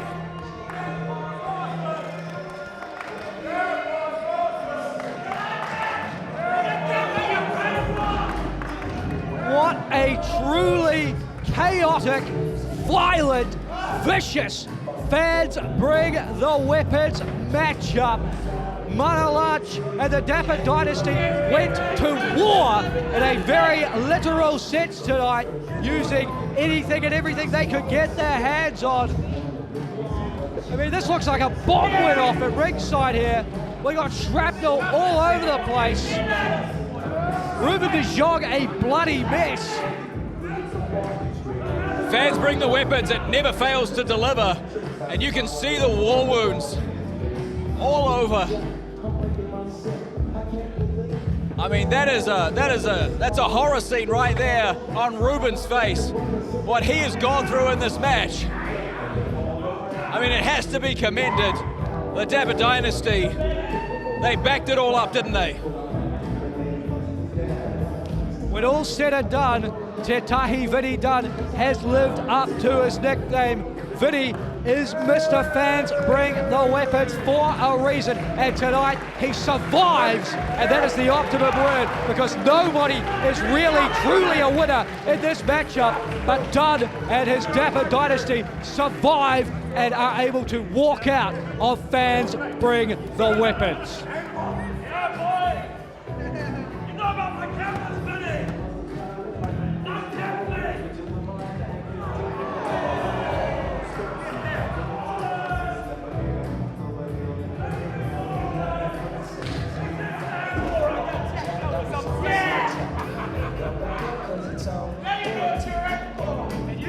Stop looking.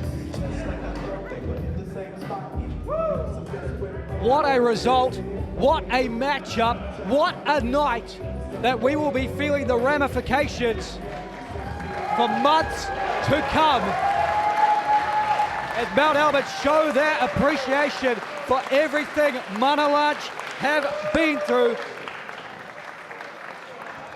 A career-altering matchup. We have witnessed one for the record books, Steve.